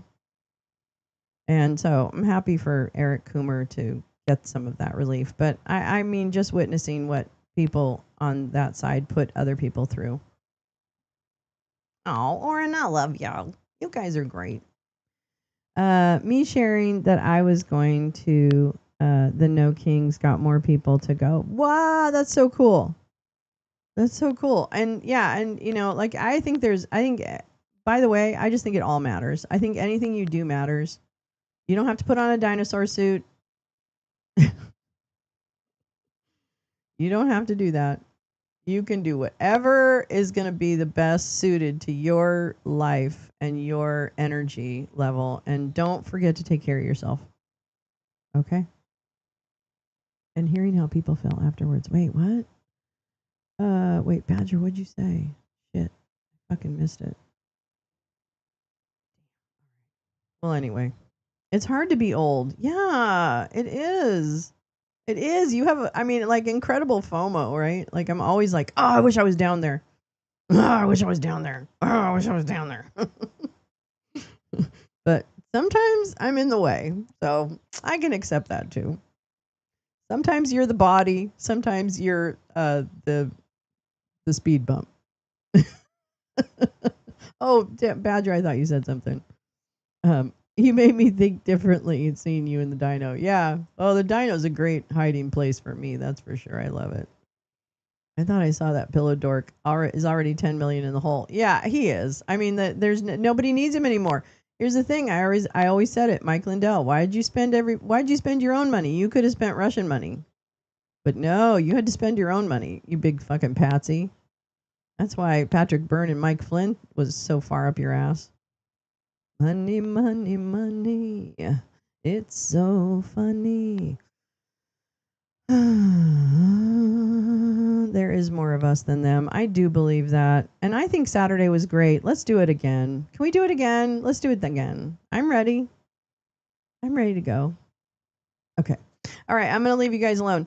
Thank you again for coming. Thanks, Gal, for all of the beautiful links. Oh, my God. I had nothing lined up for this morning. The one thing I had was canceled. So thank you for saving the show again.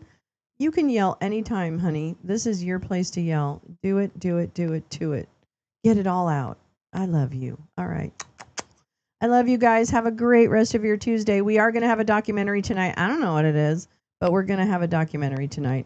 Little late, but I'd love Juneteenth celebrations than embarrassing shame parades. Fuck yes. How about that? That's right. Thursday is Juneteenth. I think I'm going to find a documentary related to that. You guys, duh. So I'm going to go look for one. And so tonight, 6 o'clock Pacific, 9 o'clock Eastern on the Discord, which I'll drop links everywhere. Absolutely. Thank you for coming, and thank you for being a part of a wonderful experience every fucking day. And tonight I'll find a Juneteenth related documentary, and it's at 6 on the Discord Pacific. See you then. And then if I don't, hopefully I'll see you tomorrow morning, because I'll be here with Wake and Bake tomorrow morning at the same time I was today, maybe even a minute earlier because I was late today. Okay.